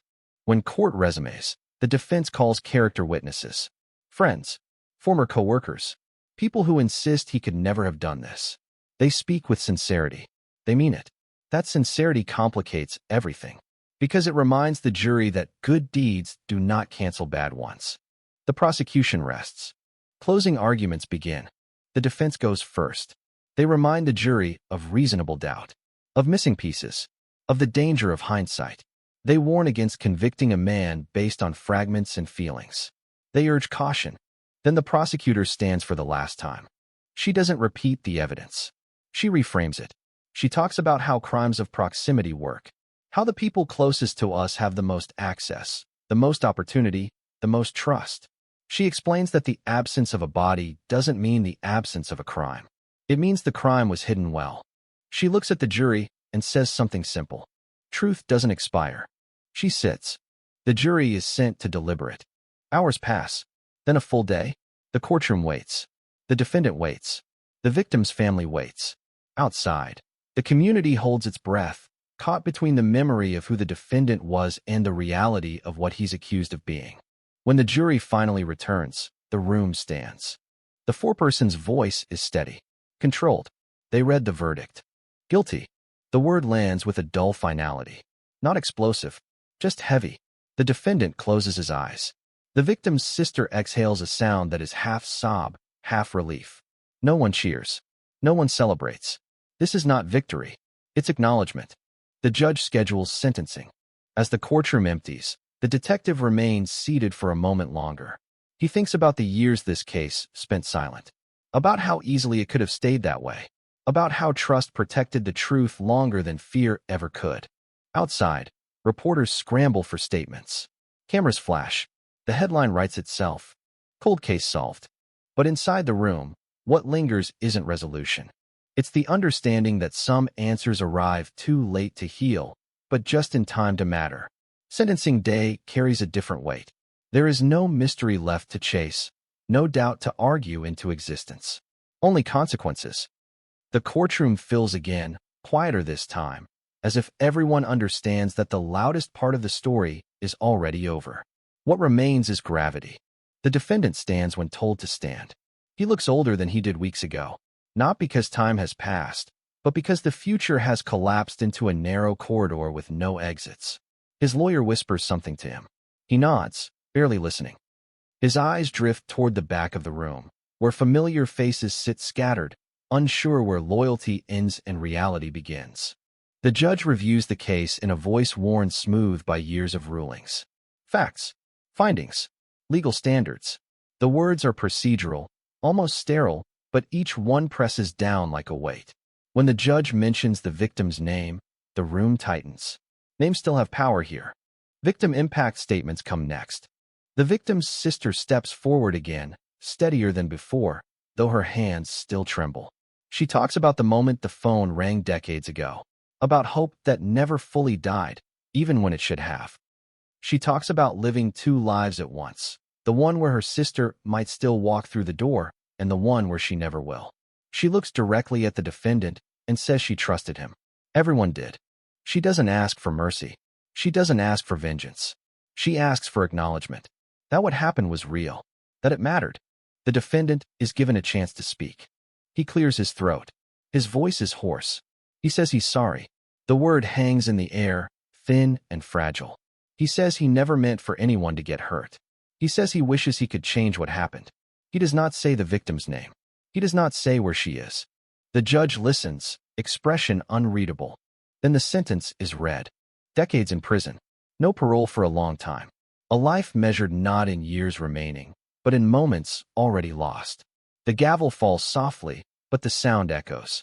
As deputies lead the defendant away, he glances once toward the gallery. There is no anger in his face. No defiance. Just something like disbelief. As if he is still trying to reconcile the man he believed himself to be with the man the court has defined. Outside, cameras capture the family's reaction. There are no smiles. Only exhaustion. Closure is a word people use when they don't know how else to describe the end of waiting. But the case is not over. The question of the victims remains. Search teams return to the canal again, driven by fragments of the defendant's confession. Divers trace currents. Analysts model water flow from 2 decades earlier. They consult old weather records, storm patterns, seasonal shifts. It's painstaking, methodical, and likely futile. Nothing surfaces. The detective stands by the water's edge, watching ripples distort reflections. He thinks about how water holds memory differently than land. How it keeps secrets not out of malice, but indifference. The department closes the file formally. Status changed. Solved. The word feels inadequate. It suggests completeness. This case is anything but. Years pass. The community changes. New families move in. Old houses are renovated. Children who weren't born in 2001 ride bikes down streets that once felt cursed. The story becomes something people reference cautiously. A cautionary tale. A reminder. The trusted neighbor becomes an inmate number. His letters go unanswered. His appeals fail quietly. He spends his days in routine. Wake. Count. Work. Sleep. He avoids mirrors. Occasionally, he thinks about the canal. About whether time has carried her somewhere else. About whether anyone will ever find her. He never says. The detective retires. On his last day, he clears his desk slowly. Case files stack like sediment. He pauses over the one labeled 2001. He opens it once more, flipping through photographs, transcripts, notes written in margins late at night. He feels pride, yes, but also something heavier. A sense that justice is always partial. That even solved cases leave wounds untreated. Years later, a reporter contacts him, wants to revisit the case. Anniversary piece. He declines. Some stories don't need retelling. They live on their own. But the community doesn't forget. Every so often, someone brings flowers to the canal. No marker, no grave, just a gesture, a way of saying her name into the open air. The cold case is cited in training manuals now, an example of patience, of how trust can delay truth, of how neighbors can hide in plain sight. Young detectives read it and shake their heads, convinced they would have seen it sooner. They might not have, because the most dangerous place for a secret is somewhere it belongs.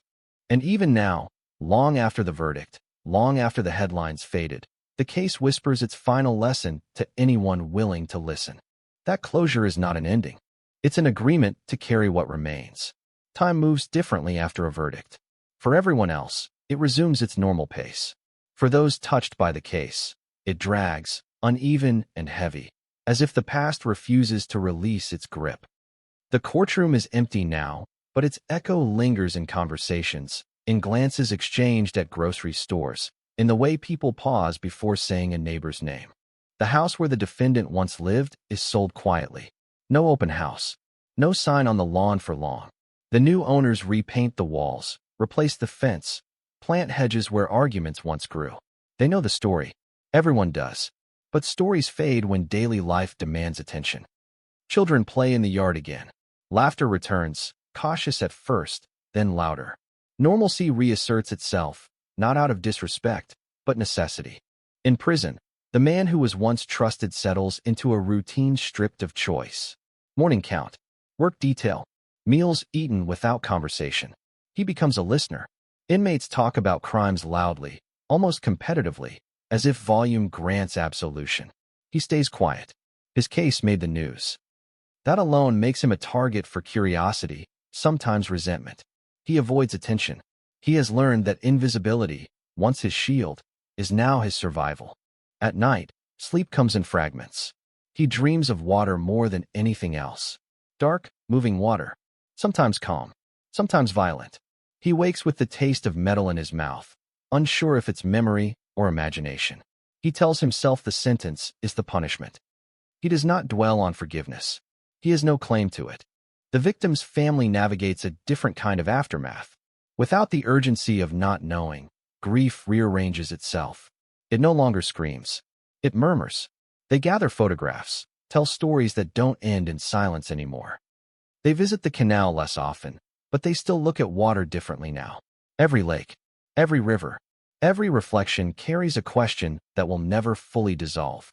They petition for a memorial, not a grave, but a marker, a bench, a plaque, something to acknowledge a life interrupted. The city debates quietly. There are policies, procedures, concerns about precedent. Eventually, permission is granted. A small plaque is installed near the water, simple and understated. Her name, her dates, a line about remembrance. People stop there sometimes. Strangers. They don't know her, but they know the story. They stand for a moment, then move on, carrying a piece of it with them. The detective, now retired, follows these developments from a distance. He reads about the memorial in a local paper and folds the article carefully, as if it might tear. He thinks about all the cases that never reached this point. All the files that remain unsolved, stacked in basements, waiting for a break that may never come. He wonders how many trusted neighbors exist in those pages. He receives letters occasionally, from young officers, from students. They ask about the case. What was the key? What finally broke it open? He never gives them a single answer, because there wasn't one. It was accumulation, patience, the refusal to accept silence as truth. One evening, years later, a storm rolls in unexpectedly. Heavy rain, flash flooding. The canal swells beyond its usual boundaries. Emergency crews respond. Barriers are placed. When the water recedes, debris is scattered along the banks. A call comes into the department. An object has been found. It's not dramatic, not cinematic, just a piece of fabric caught on a branch. Weathered, discolored, but unusual enough to prompt a response. Investigators retrieve it carefully. It's sent to the lab. Expectations are low. Hope tempered by experience. The results arrive weeks later. Inconclusive. The fabric is old, too degraded. It could be anything, or nothing. The report uses careful language. Probabilities. Limitations.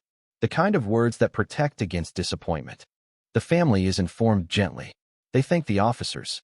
They have learned how to receive news without bracing for impact. This is not the answer they wanted. But it's not nothing either. It's another reminder that the search, in some form, continues. The media revisits the case briefly. Headlines resurface. Cold case aftermath. New development. The story cycles through social media, gathering speculation, then fading again as attention moves on. Outrage has a short lifespan. Curiosity even shorter. But in quiet moments, the case still exerts gravity. A former juror writes in a private journal about it years later. About the weight of deciding another person's fate. About the unease of convicting someone without a body. About trusting the process even when doubt whispered. She wonders if she did the right thing. She always arrives at the same answer. Yes, but yes is complicated. The defendant files another appeal. It is denied. He stops trying after that. Not because he believes in the verdict, but because fighting it keeps him tethered to a version of himself that no longer exists. He begins volunteering in the prison library, sorting books, recommending novels. It's the closest he comes to usefulness. One afternoon, a new inmate asks him about the case. Asks if it's true. Asks how someone could live with a secret that long. The defendant looks at him and says nothing. Then, quietly, he says you don't live with it. It lives with you. The inmate doesn't understand. Not yet. Years pass. The plaque near the canal weathers. Flowers are replaced. The letters on the metal dull slightly, but remain legible. Children ask their parents who she was. Parents answer carefully.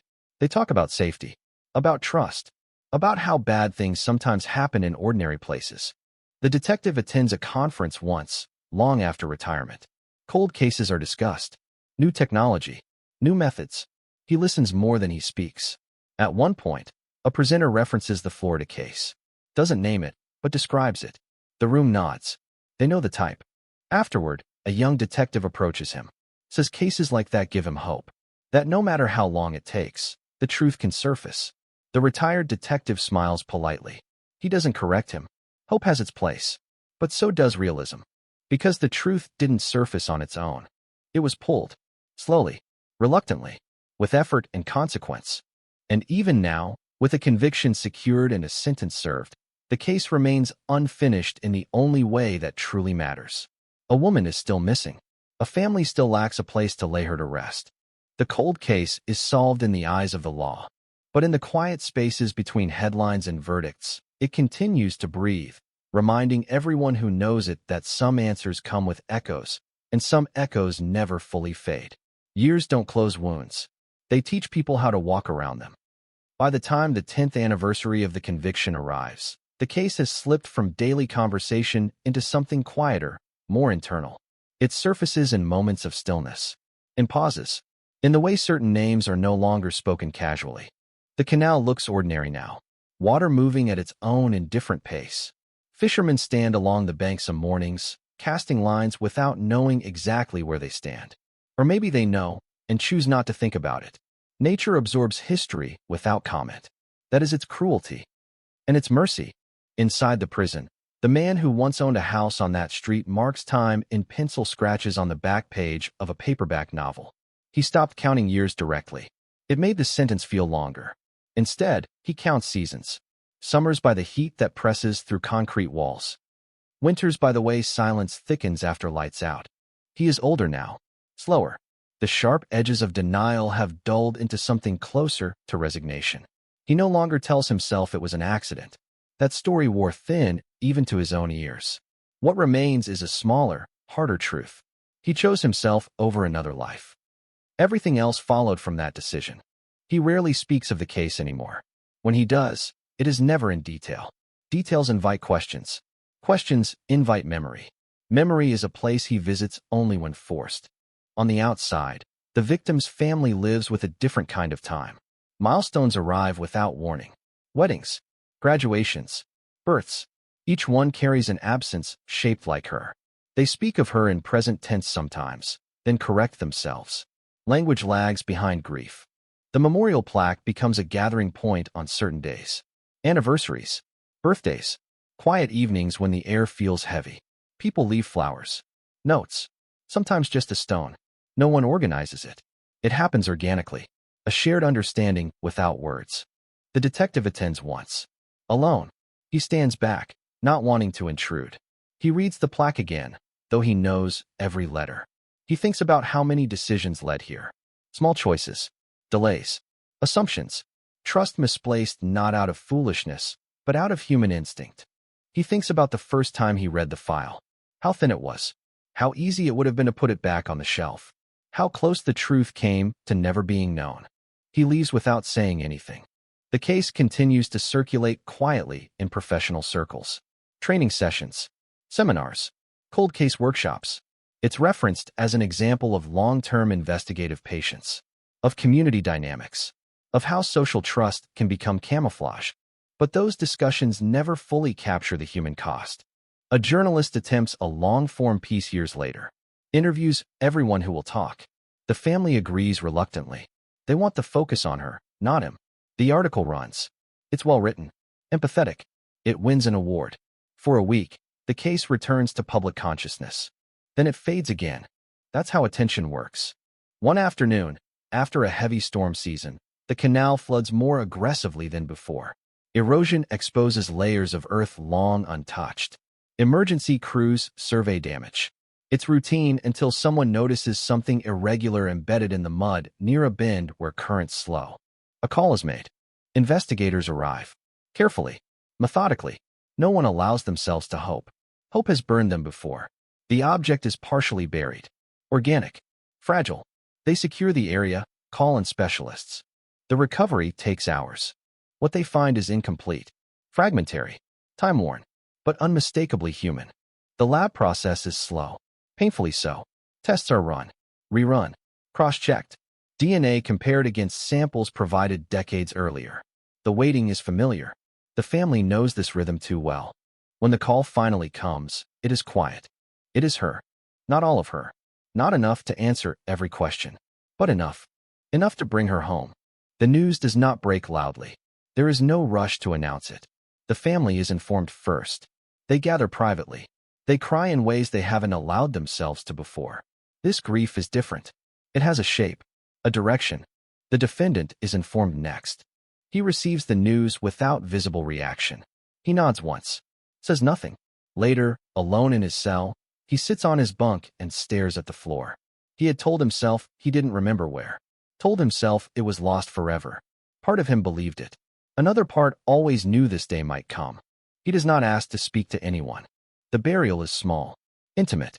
No cameras, no speeches, just family, close friends, and a quiet sense of completion that doesn't feel like relief so much as release. They lower what remains into the ground and finally have a place to stand where she is not missing.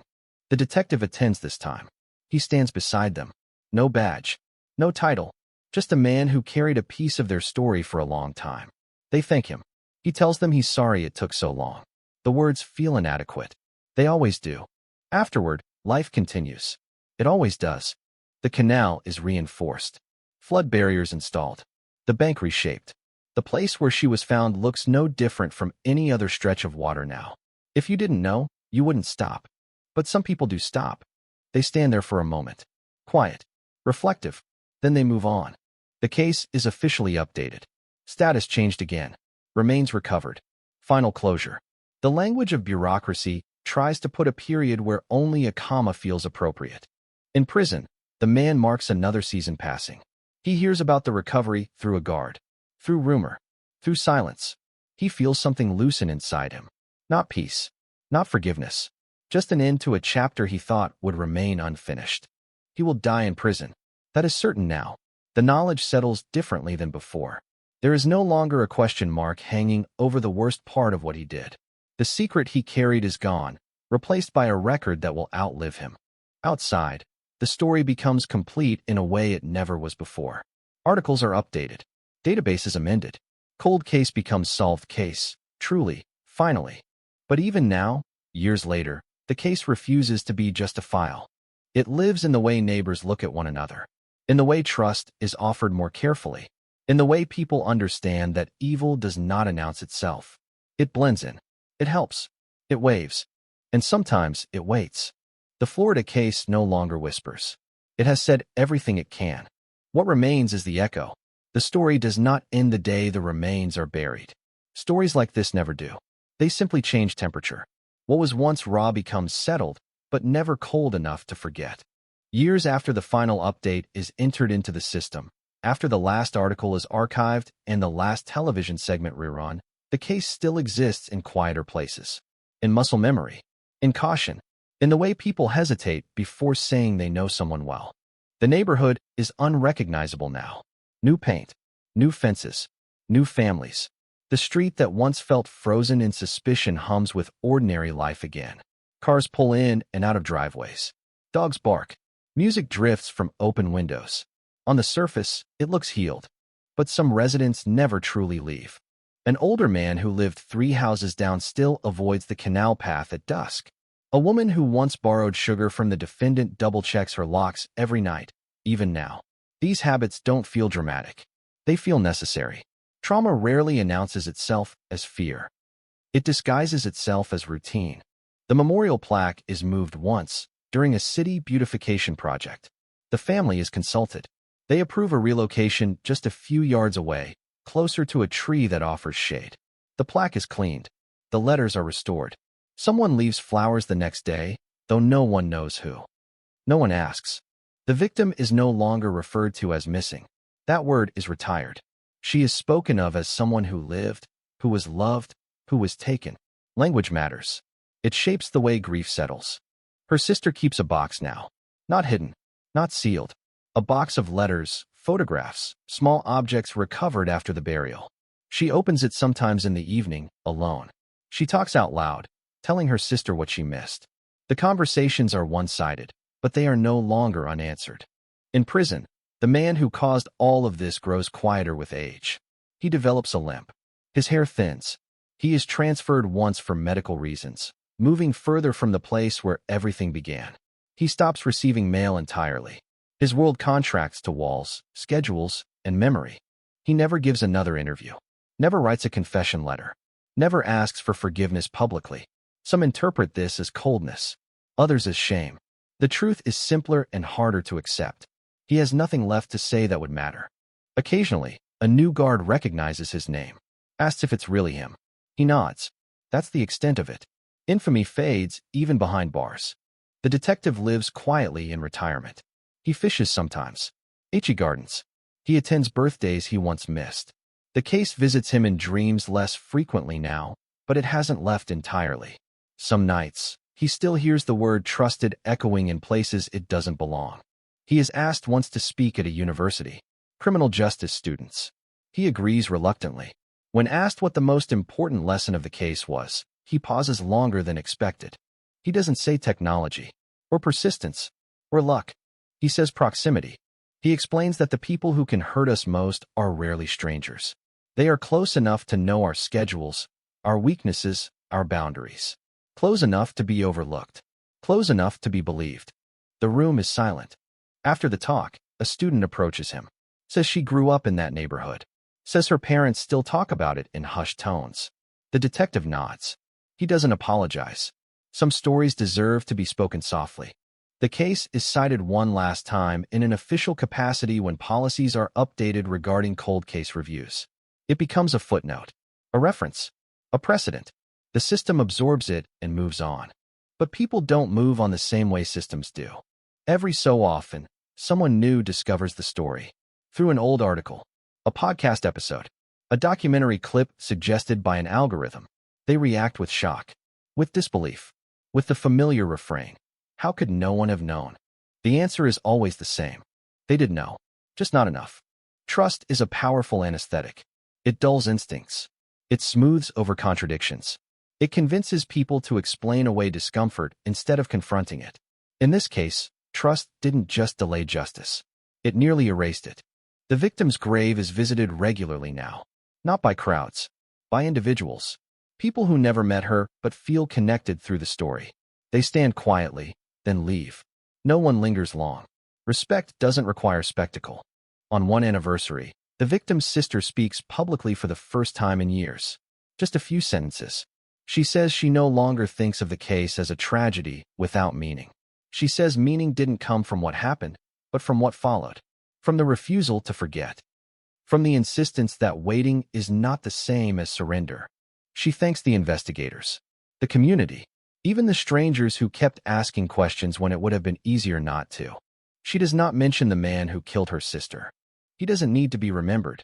In prison, he marks another season. The pencil marks stop eventually. He no longer tracks time. He simply exists within it. When he hears about the memorial, about the grave, about the way people still talk, something tightens and then releases.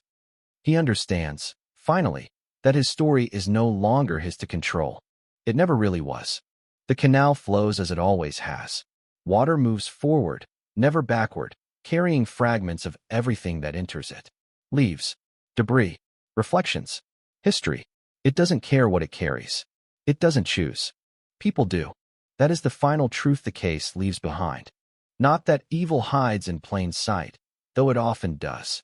Not that justice eventually arrives, though sometimes it does. But that ordinary choices, made under pressure, can ripple outward for decades, touching lives that never consented to be part of the story. The Florida cold case is closed now. Fully, officially, completely. And yet, its presence remains. In training rooms where detectives learn to question assumptions. In neighborhoods where people are kinder, but more careful. In families who know that answers matter, even when they come late. The trusted neighbor is no longer trusted. The victim is no longer missing. The mystery is no longer unsolved. What endures is the quiet understanding that safety is not guaranteed by familiarity, and that truth, no matter how deeply buried, has a way of surfacing when enough people refuse to let it stay silent. The case no longer asks questions. It leaves them behind.